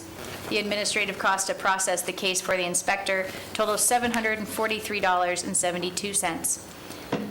The administrative cost to process the case for both the inspector and the clerk totals $1,008.80. Recommendation is for the special magistrate to issue an order constituting a lien retroactively back to May 7th, 2025 at $250 per day and continuing to accrue until in compliance. This concludes my presentation. And the order that was entered in this case on April 10th, providing them until May 7th to come into compliance. Was that received by the property owner? Yes, I'm seeing green cards were received, signed, indicating that the property owner had adequate notice to be present today to provide any testimony to the contrary. I'm going to find that there is still a violation existing on the property for failure to obtain the necessary permits related to the various construction activities that occurred on the property without the necessary permits, and that the prior order of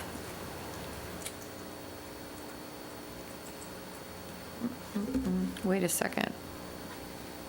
Let me go back. There was an order originally of February 13th, and we continued from April 10th, the original compliance date, to May 7th. So the May 7th continuance order, is that the one that was received with the green cards that were signed? Okay. Yes, I'm being told that is. Okay, and so the property is still in violation. The notice was properly received, and the respondent has failed to attend the hearing today. I'm going to ratify my prior order dated February 13th, 2025. That was amended on April 10th, 2025. I'm going to find clerk costs in the amount of $265.08 and inspector costs in the amount of $743.72 for a total cost of $1,008.80 to be paid within 30 days. And I'm going to impose the fine as of May 7th in the amount of $250 a day, and both can be recorded as a lien against the property. Thank you.